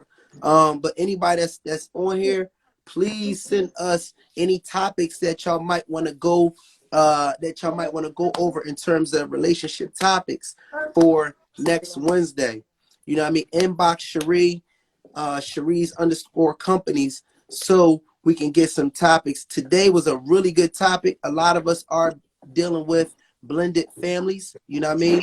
And this is stuff that we need to communicate about and have difficult conversations, you know what I mean, or have conversations about difficult topics so we can, help to kind of work through these things. So please do send your any topic questions for our relationships to Cherie's companies. And then we're going to go through them like we did this week, and we're going to pick out a good topic for next week, and we'll post what the topic is going to be. So if anybody that kind of just came on too also, and you kind of just caught the tail end of the live will definitely be posted on our YouTube channel. That's the Davises and Friends. It will be posted on YouTube. It will not be posted on Instagram at all. It'll be up here, then it's going to be taken down, and we're going to put it on our YouTube channel, which is the Davises and Friends. You can look us up on YouTube and subscribe to the YouTube channel to keep up with all the lives from today and every Wednesday. Yeah. All right. So we good to go. Make sure y'all subscribe to that YouTube page, and y'all stay tapped in, man. We got a lot of good stuff coming up. We need these conversations in our communities, man, so we can be the best us. We need this therapy, man. I appreciate y'all. Listen, like I said, we ain't got the answers, man. This helping us just as much as it's helping anybody else. So I mean, I'm thankful to anybody that takes and has the heart to come up here and share, because it ain't always easy to be that transparent, man. So I appreciate y'all for tapping in with us too. You're welcome. You're welcome. Good night. All right, Jack. All right. Peace.